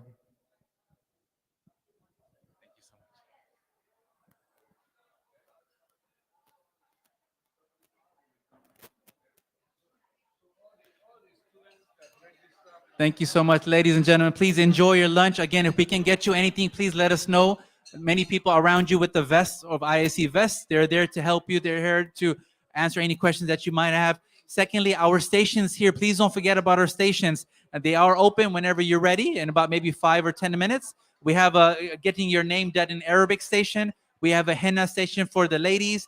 We have a virtual reality station if you want to put on the headsets. We have a outreach station here. So if you like free English, Spanish translations of the Quran, and a headscarf station as well. Please don't forget about coffee and tea. Right over here to my right, coffee and tea is there. Please help yourselves. Again, if we can get you anything, let us know. There should be plenty of food outside. If you'd like a second serving, you are most welcome. Thank you so much.